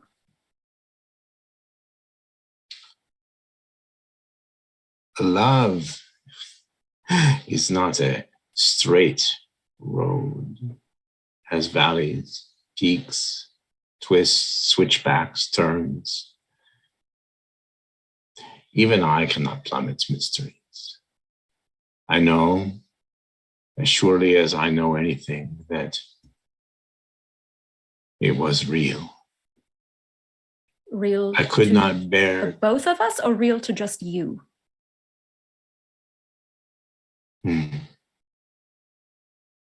You wound me with words as hard as steel. I'm sorry you don't remember the way it was. So do I. Perhaps if you remain here long enough, you will remember. I hope you remember. Well, that's one thing we both can agree on. could not bear to lose you, and so I did this. I did this to you. I trapped you in this eternal loop of death and rebirth, hoping that we could break whatever curse prohibits us from being together. The And last time I checked, you don't reverse a curse with another curse. I have been searching for you over and over again. It is always the same. Always. You die before you can get back to me here. You have died in so many places, alone, and frightened, so many times, over and over again. The Lich knew this. You did this to me and expect that I would just be so happy to see you again, or accept that we should live out your fantasy of being together. You did this to me. What did you expect? Expect nothing. But one must, even a Dark Lord must live in some hope. Why does Irina look like me? I am going to say something that does not come easily to me. I don't know. I think I made a mistake. It is not easy to say that either.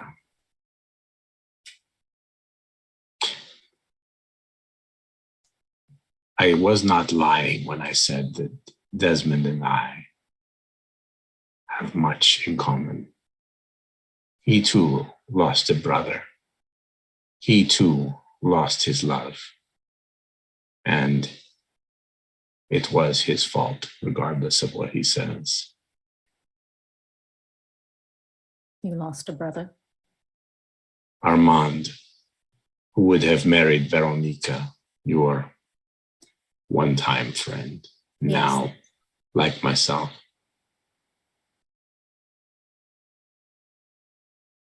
Nahara, when he says this to you, a name pops up with no other context, just a name. Sergei. Sergei. Sergei's your brother? Was my brother. Was. What your compatriots fail to understand, what the Lich fails to understand about this place, about the Mists, is that there are rules, whether he likes it or not. Things must be as they must be.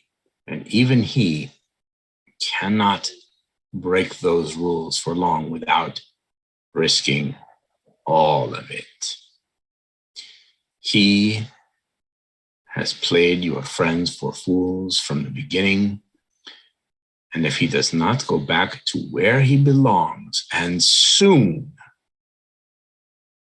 then you and I will never know. Never. And no one else will either. It's already beginning to unravel. Were you not doing the exact same thing? I cannot leave Barovia. At least not until certain conditions are met. And that is what you're after, not me. I don't care if we are together here or in Bloodspur. I don't care where. It doesn't matter. You are all that matters. We are all that matters. Did you not think that after finding out everything about myself in my former lives, did you not think that I wouldn't want my revenge? Did you really think that knowing the truth would be enough? You see, people look at me and they mistake my sometime cheerfulness for weakness. And they wonder why the wings and what side am I on? And I've wondered that myself, wondering if I was just an angel who's done bad things, or if I'm a devil that's just done a few good ones. Which would you prefer to be? That's yet to be determined, but do you know what I do know? I do know that schadenfreude is my love language. And if that's true, then I don't know if we could ever be together.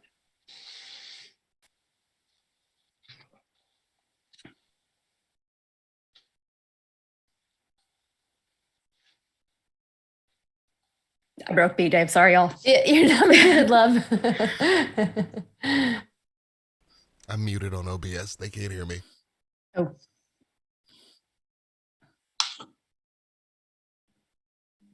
You seek to injure me. You succeed. But it changes nothing. The cycle has been in motion since the beginning. This place was the first place. This is where the mists began. If they have an ending, it is here. And yes, I would like to leave. I would like to end this, whatever it is, and go with you someplace else, any place else, to be together. Valentine can have it if she wants it, but I can't give it to her, and I can't leave unless the cycle is broken. It can only be broken if we are together. And you can believe whatever helps you sleep at night. I don't blame you. How could you know?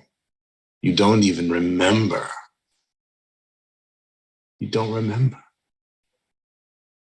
But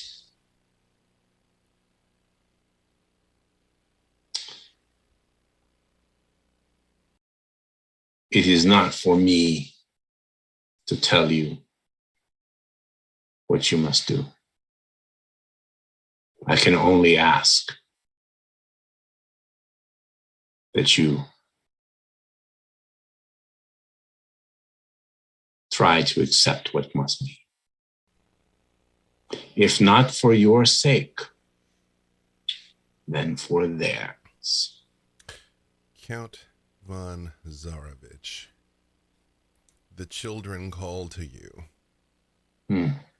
You have enemies about, 2 of them. And when you turn and look on 2 nearby rooftops, you see hooded figures with crossbows aimed not at you, but at her.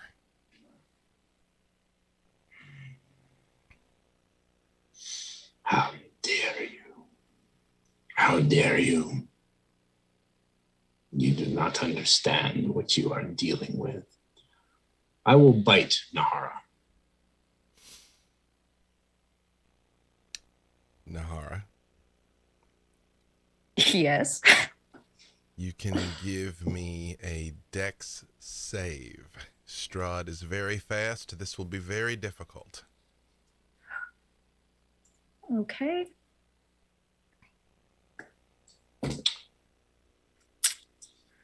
$13. Not enough. All of you in the church see Strahd buries his fangs into Nahara's neck. And Arena screams, "No!" What do the rest of you do? Arena's Wild scream shape. is drowned out by another no. Fen comes running out. Desmond's right behind her. They see as Strahd is sunken his teeth into my neck. As I bring my neck back, I could look towards everybody else, and I lock eyes for a moment with Brother Uriah as my eyes roll back. Desmond well, before I say anything, Tatiana, Valentine, how are the two of you reacting to this scene? I wild shape Into? a black dragon wormling. Perfect. Valentine? How far away are they? Just a few paces. It was basically out of earshot, but within eyeshot. So 12 paces. What's that? 36 feet? We'll call it 40 feet. I'd like to try and make a telepathic link with Nahara. You are easily within range. What, if anything, does Nahara have to say? Tell Uriah I'm sorry. Uriah barrels out of the church towards them.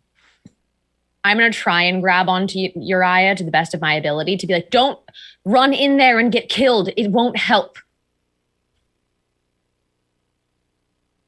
Uriah's using his move. He's All right. Unless he's being restrained, he's moving. Nah. Desmond, you smell first, and then Finn catches it immediately afterwards. The scent of wolf, of a lycanthrope. And you all hear, and something jumps up onto the roof of a nearby building and rips one of the hooded people in half, and feathers fly everywhere.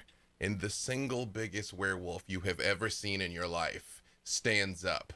Nahara, even in your lapsing consciousness, you have seen it before. It is the one that was there at your last death that nearly caught you. The other hooded figure turns and shoots its crossbow at the lupine, which hits it, and you hear a stinging, like it's sizzling, and it hesitates for a second and pounces onto the other one as well. The hooded figure turns and dashes away, and you see starts flying away as big black wings come out from under the hood as the werewolf lunges to try and pull it out of the air but can't, but continues bounding after it over the rooftops as it is trying to fly and get away. Count von Zarovich. It is sweet. It is familiar. It is her. But her foolish companions are attempting to intervene.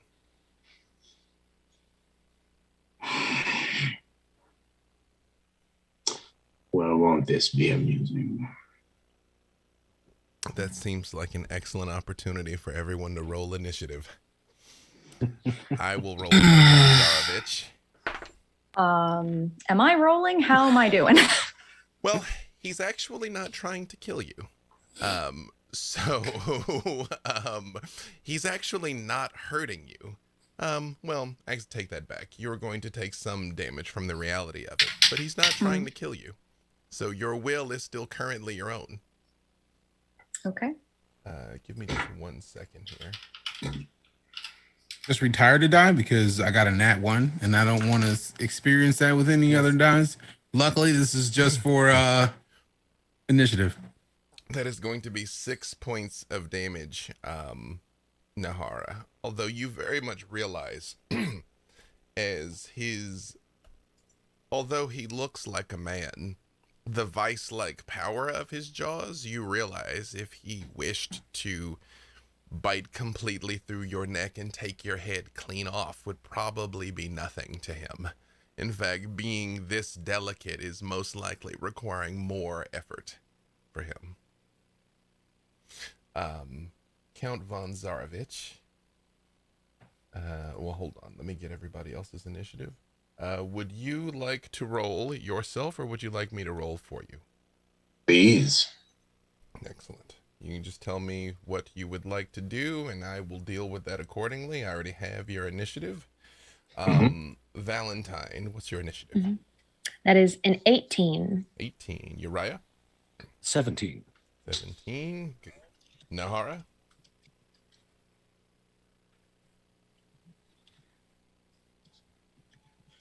Oh, Nahara? Oh, you're muted, sorry. I got muted for a second. 7. 7. I mean, her mind's elsewhere. Yep. All right. Desmond, I heard that was a 1. Yes. And Tatiana? 9. 9. And Finn? 10. 10. Count von Zarovich, you are first. That's not good. Of course.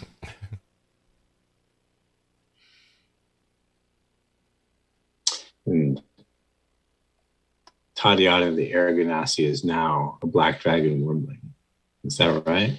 That is correct. Because How the roof beautiful. is in the way, I think I flew out through the door. How beautiful and how appropriate. Well, first things first. Strahd will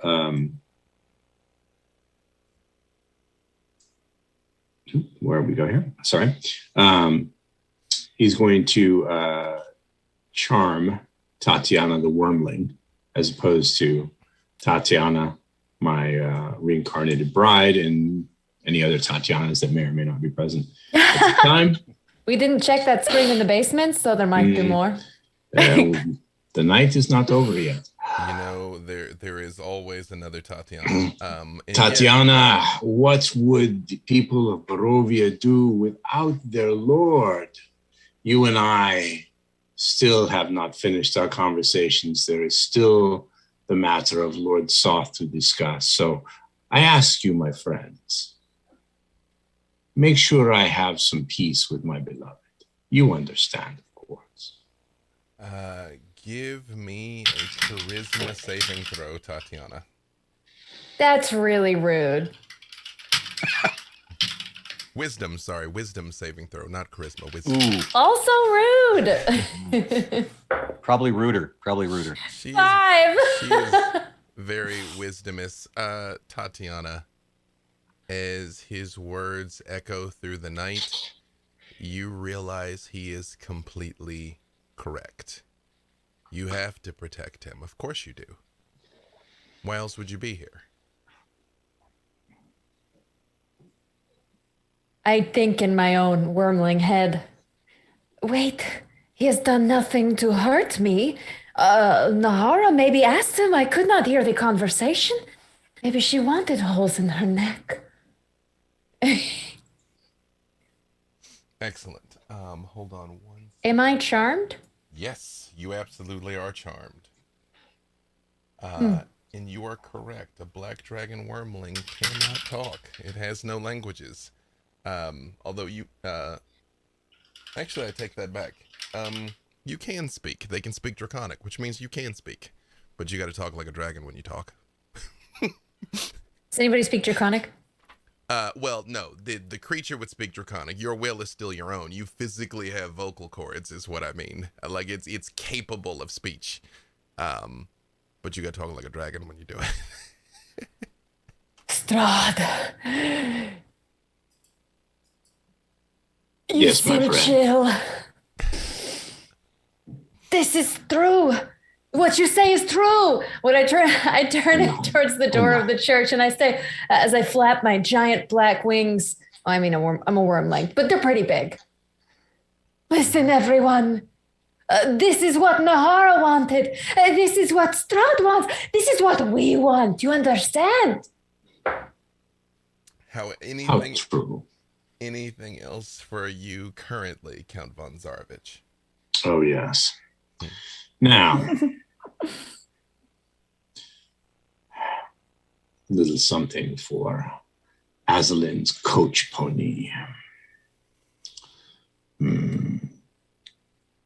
I'll stretch out my hand to the graveyard surrounding the church and call upon the dead. Let them keep Aslan's host busy for a while. You all see from the same graveyard that all those spirits emerged comes whatever they left behind. Rotting bodies, skeletal corpses that wear worn, tattered robes begin climbing out of the ground in numbers almost too large to count.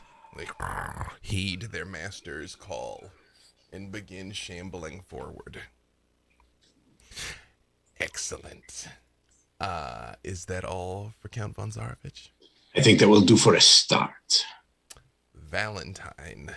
This is the scene before you. Tatiana has stopped and has begun pleading with you all not to fight Strahd, and an undead army is emerging from the graveyard. If I can have this as either a bonus or a free action, I would like to just reach into my mind and call to Tregram. Oh, this has certainly gotten complicated. Get in Tatiana's mind and free her. If you can't do it now, figure it out. I'll do what I can. Right. And then I would actually like to summon an aberration if we're calling upon friends. I would like to summon a star spawn. Ooh. And I would like to move it forwards towards to the other side of Strahd that Nahara is not on. And that does take my full action to do so, but it does get to go immediately after me in initiative. You see something that is not so dissimilar to the warping of reality that was occurring around Nepenthe, as there is a swirling distortion, and out of it, is there any particular star spawn you're calling upon, for the record? Because there are different kinds. There are different kinds. I don't have, it's not like a star spun comet. It's a, what are these called? I'll say wing it. I'm going to give you one of the little four-armed kinds that is covered in spikes. But it is a creature not only not native to Barovia, not native to this plane of existence, forces itself into your domain, Count von Zarovich. But yes, go ahead and roll for it, Valentine. Excellent. So at the start of its turn, each creature within 5 feet of it must succeed on a wisdom save, which will be Strahd, or take 2d6 of psychic damage. What is the difficulty? I'm guessing it's my save DC because it isn't specified on theirs, which is 15. Strahd has made that save. Okay, so nothing happens there, but that's not its action. That's just what happens at the beginning of its turn.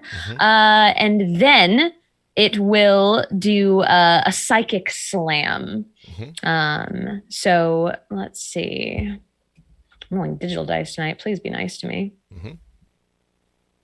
Never trust digital dice. RNGesus is a fickle god. Okay.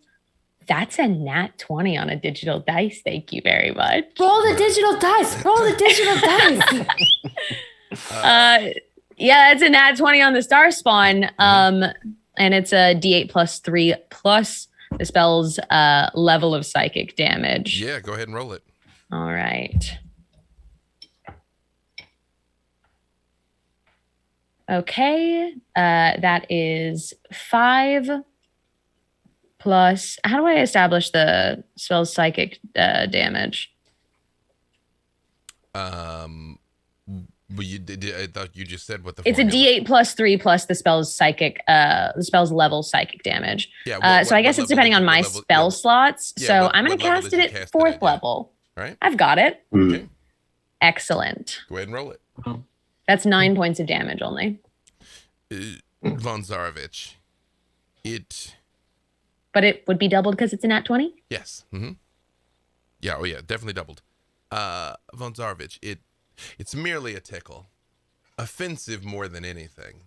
That this thing that does not belong in your domain believes it can raise a hand against you. I expected better, Valentine. Would you like to use any legendary actions, Count Von Zarovich? You know, you might think that. Mm-hmm. I will move. Where would you like to go? And are you taking Nahara with you? Of course. She came all this way. Again, you all are sort of in the courtyard in front of the church, so it's I'm more going or less to towards the church or further away from the church, or up on any of the nearby buildings. How big is this thing that doesn't belong in my land?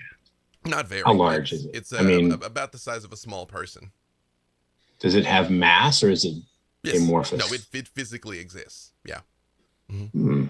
Okay, so here's what happens. I'm going to move. I'm going to move up to my speed without provoking opportunity attacks and with no opportunity to strike.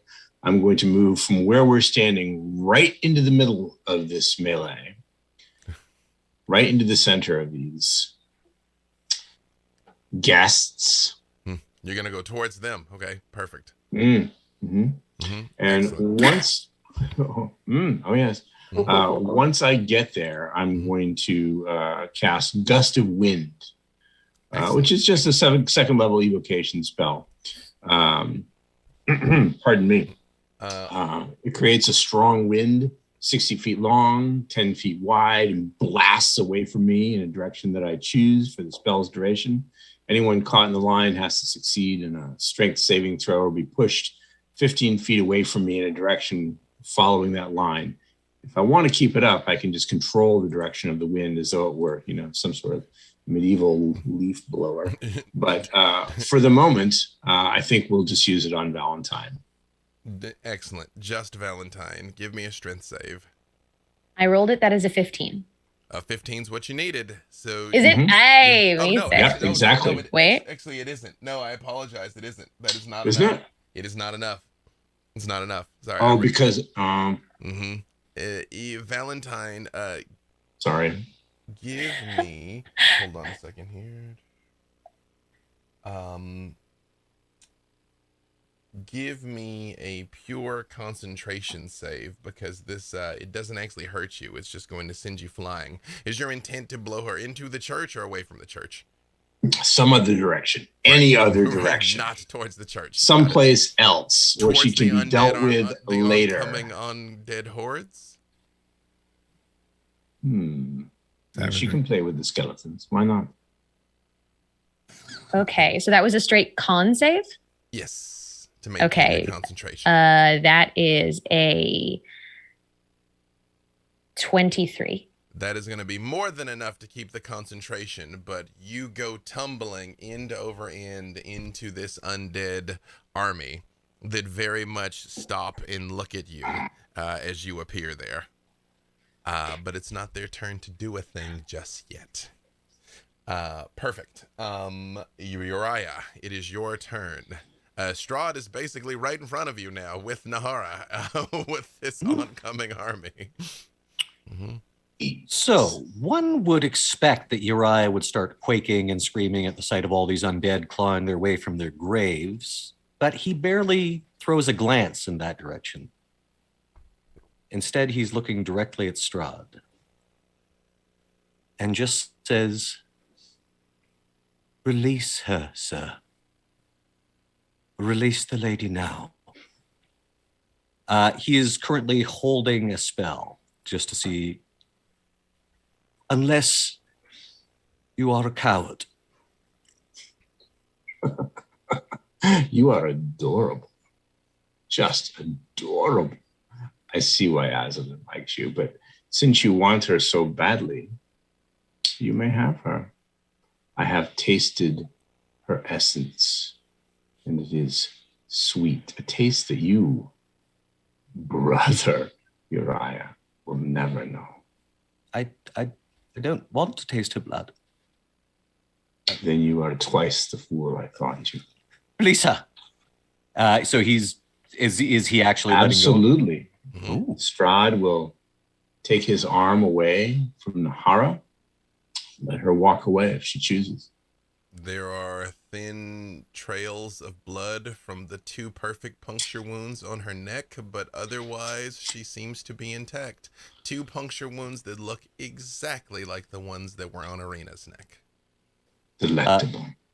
Uriah will use his move to basically rush forward and get Nahara behind him, or he'll sort of interpose himself. You said before that the sun does not shine in Barovia unless you will it. But what if Ezra wills it?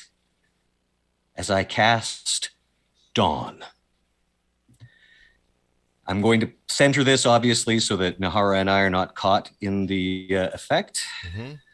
I know he's going to make this save, even if he fails it. But Count von Zarovich, would you like to counterspell that?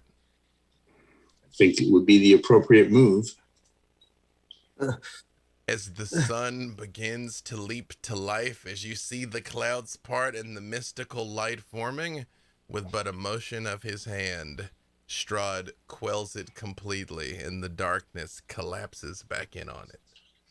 Oh, I suppose you were right. He's just trying to get Nahara behind him. Is that all for Uriah? That is his action, and yes, that's all he's going to do for right now. Count von Zarovich, would you like a legendary action? I should have killed you from the first. But no, I had to be the polite host. I had to be magnanimous. I will make one unarmed strike at Uriah. One and only one. What's your armor class, Uriah? Glove slap. It's 18. That's probably not enough. Do you intend to hold on to him as well, Strahd, or just merely give him the... I wish to grapple him with my hand and bring his face close to mine. Brother Uriah, he grabs you for 10 points of damage. 10 damage? And you all see black burn marks begin forming on Uriah's skin everywhere Strahd is touching him, where you take another 21 points of necrotic damage. Got it. And give me either athletics or acrobatics to escape his grasp. Oh, they're both equally bad.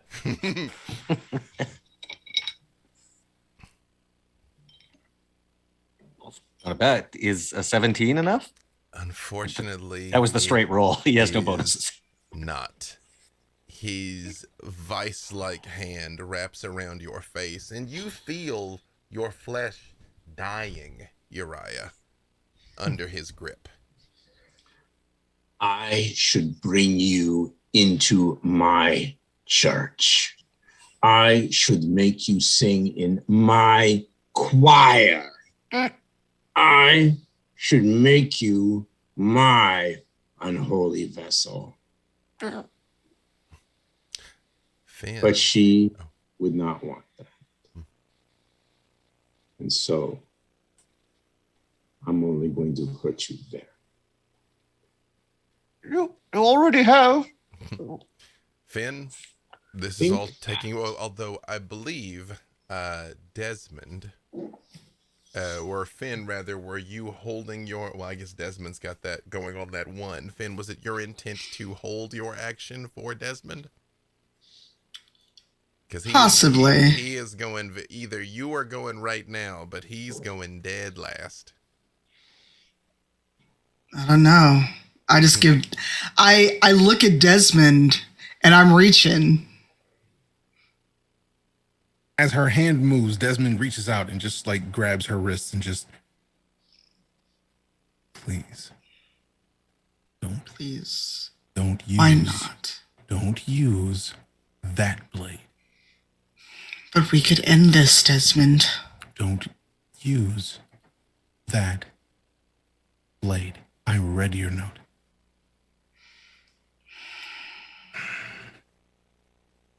I accept your request on the grounds that now you do not use that blade. If you're going to, now is not the time. You have other weapons. And I know it's made even worse by the fact that he has Brother Uriah right now. I understand this more than you understand, but please do not use that. And he just eyes Nepenthe, knowing that Nepenthe is a problem to be quelled. Yeah. Please don't use it. Fine. We will talk when this is done. Yep. We were going to have to talk anyway after the note in the first place, but for now, have at it. You gonna let me go? Yep. Now let's go have some fun. I don't shift into my dread form. I shift into my beast form. And what does your beast form look like? Fenn's beast form looks like a werewolf that sprouted dragon wings, basically. And she just lets out a horrific howl because she's so frustrated and angry. And she rushes not to attack Strahd, but to free Uriah. All right, give me athletics to see if you can muscle him away. Yay, and I get advantage. Mm-hmm. He has a not insignificant save DC, but it is. Oh, possible. I'm sure. I'm sure. Mm-hmm. Oh, the dice like me. 23. That is actually enough to rest the cleric. You notice Strahd's claws scrape along Uriah's face as you pull him away, and you can see these black burns on both sides, but you do pull him back away from Strahd. And I just keep going as much movement as I can, and I'm just like a wet cat kind of hissing and holding Uriah. to get him sort of out of range. Perfect. Yep. Is there anything else for Finn? Fenn is just, her focus is to save Uriah right now, because in the back of her mind, she knows it's not the time to have that fight. So she's worried about Uriah and Nahara. Count von Zarovich, would you like to take a legendary action? Have I not been magnanimous? Have I not been generous? Have I not exercised considerable, and I might say admirable restraint? Yes, yes, and yes. And yet, you do this very well. Very well. I leave you with something to think about. Get busy with your bargain, Finn. Kill it. Be done with your quest. And then we will settle all this. Desmond, Armand awaits you at my castle, as do I. Valentine, decide once and for all if the power you seek is worth it when you understand what you must do. Uriah,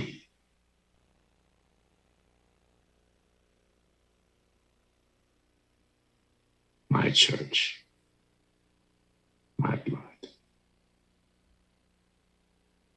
You leave Barovia only one way. Nahara, my beloved, I am sorry you had to witness my outburst of temper. I dare say I was provoked, but can you really say that you are sorry? And I will unleash Barovian blight, necromantic energy washes over Brother Uriah, draining the moisture and the very vitality from him. It's a Constitution saving throw. And then it's 12d8 necrotic damage on a failed save.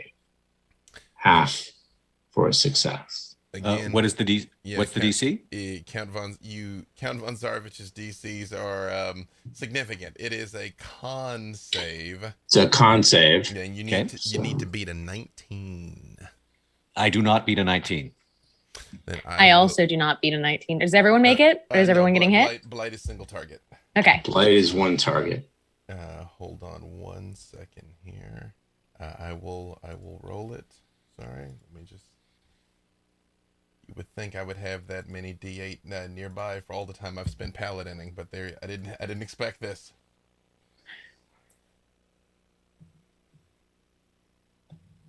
One second.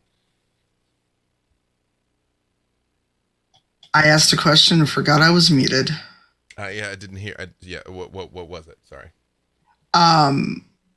Would Fen be in the way since she's holding on to Uriah, or can you just say name your target? Yeah, you just see, if you see it and you're like him. Okay. Uriah takes 47 points of necrotic damage. Uriah is out. Oh no. Finn, it's like he begins to wither in front of you. Like as he looks at, he doesn't look so different from these corpses, as all of the moisture evaporates out of him and the skin becomes taut over his face as Brother Uriah goes limp in your arms. Oh, scheisse.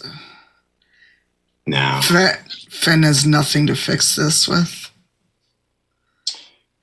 I will let no harm come to Nahara while she is in my land. Go about your business, kill your caller, finish your quest, and then we will settle all this. Show his eyes and grieve Uriah's heart, if you will. And now, I take my leave of you. Wait. Beloved. I want you to know one thing and understand me very clearly.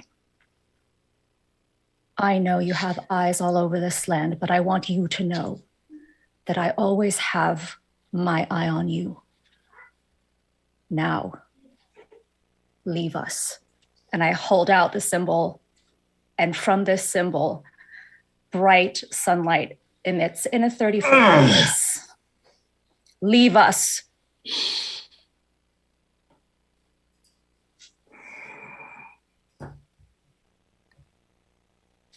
And so I go. Count von Zarovich, before you depart, is it your intent that your undead legions continue fighting or return to the earth? There is no need. The point is made. They understand. Valentine, over you in particular, having been blown into the midst of them, you see fists and feet raise up as if they are about to pummel you to death and simply stop. And turn and walk back towards the graveyard, getting back into their holes. And what does Count von Zarovich do when he departs? Wounded in heart and soul, but not in body. He looks back once at Nahara.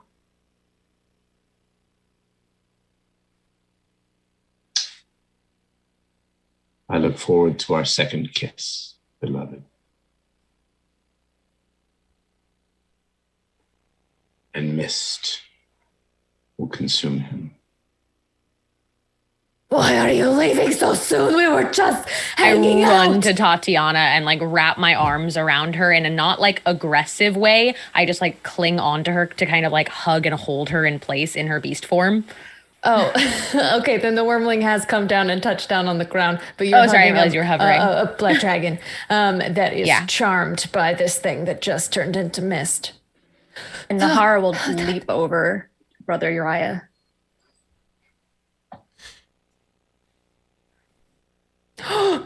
Oh, What you see is this. Brother Uriah, give me a death save. Yep. No. Wait, hold on. I never got a chance to act. Oh, there's that 19. That is correct. You have not.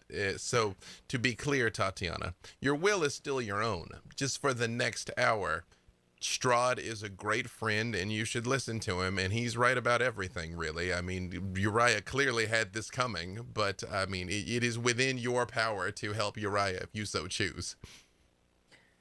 As I'm embraced by Valentine, I drop out of my wild shape and I hug her back, very confused, but very much a fan of Strahd. And then I summon good berries and I walk over to Brother Uriah. You should not have done anything to anger such a powerful vampire. And I put one in his mouth. Which is enough to bring you back to 1 hit point. Uriah. Your body is racked with pain. Your face especially bears the mark of his handprint. Are you all Nahara, right? are you? You're here. You're I'm all here. right. That's all that matters. That is all that matters. I'm- Excuse me. I'll just as I call I'm upon. so sorry. It's all right. I will call upon my healing powers and try to heal myself.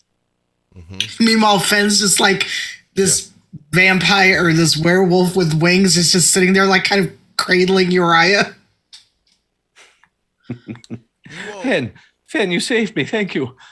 You saved me. You do see as she's cradling you, you all hear, and on the roof, that werewolf appears again with what looks like a gigantic bird hanging out of its mouth. And it just looks at you and goes,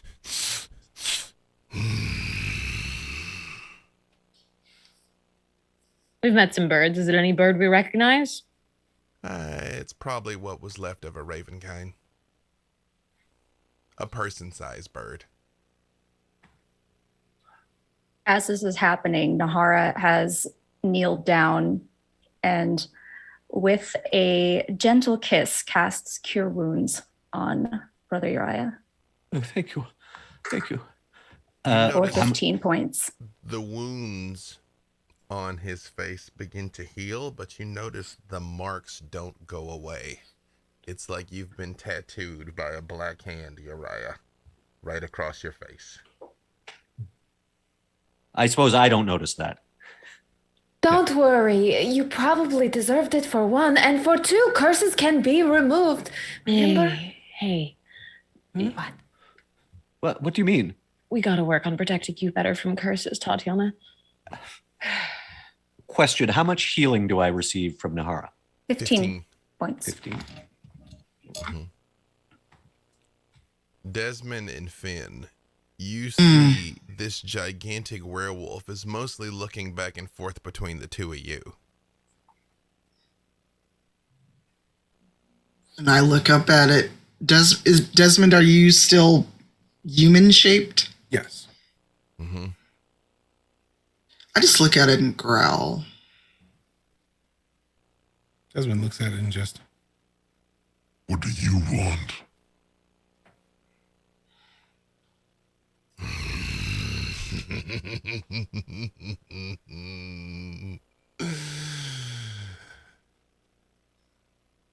He told me all about you. I didn't believe it. A cub believing himself an alpha.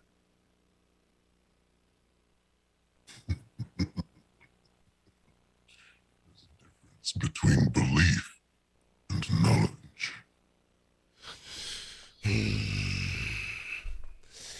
He points at you, Nahara, and says, I don't know what you're calling yourself these days, but glad you made it back this time. And he holds up the dead body of the raven kind. I was ready for them. And just like throws it over his shoulder.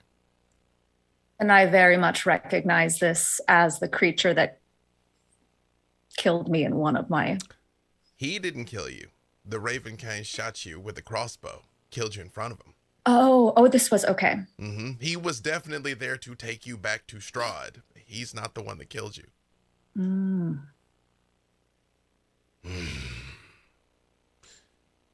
Sort of looks at all of you and he says, my master's will is clear. You still live tonight. But I look forward to getting a taste of you all. And he jumps. What at first you think is towards you, but he goes clean over the church onto the cliff of Castle Ravenloft. And just climbs up the side of the mountain, up towards the castle. Maybe get inside the church. It'd be fun. Yes, that might be best. Wait, Mariah. I pull out his hand and I put the other 9 good berries in it. And I say, you need to be more careful who you make angry, okay? I don't know how many good berries I can make. I would do it again in a second. I think you really have the wrong idea of him. And I get up, shaking my head. Yeah, no. Walk inside the church. Tatiana, again, Strahd has been nothing but reasonable. Like, you don't know why your friends are acting like such jerks, honestly. Like, I mean, you came to Barovia. He clearly rolled out the hospitality. That's what I understand. I'm going to pull into my head to Tregram and just go, well, she's still simping for Strahd, so you've been absolutely useless. Well, not absolutely useless. I did have some success, and she did not actually harm anyone you might have noticed. The will of Strahd von Zarovich is significant. He is the Dark Lord of this domain, of course. Are you saying he's stronger than the God Brain? No, but I also am merely a humble vessel, a servant of the God Brain. I do not channel the full fury of its power no more than you do. Feels like maybe we need a little more power then, don't we? You know, you are, of course, always brilliant, but you said something about no longer doing diplomacy. I assume that was one of your famous Valentine long cons, right? Of course, Tregram. Yes, that was, yes. Oh, whew. Yeah, no, of course. I knew that's what it was. I was not concerned. I didn't doubt at all. I just was afraid that perhaps if the almighty Godbrain thought that you had betrayed him, he might melt you, or at least your front brain. Yeah, but no, it's fine. It's fine. It's fine. I don't think that the God Brain would want to have me risk the wrath of Strahd von Zarovich. You would be correct, child. I usually am. Your ability to see things from the proper perspective is why I chose you. Thank you. Me, if von Zarovich is defeated, would you wish to sit upon his throne? I think it would behoove all of us if I did. I will have words with the Lich. We must strategize if you all are to succeed. Good luck. I do not require luck. I simply choose superior servants. And you hear its voice fade away in your mind. And here, in the town of Ravenloft, as a proper burial ceremony is beginning inside the church, Uriah, you can't help but notice that faint trickle of blood from Nahara's neck. And that is a good place for us to stop.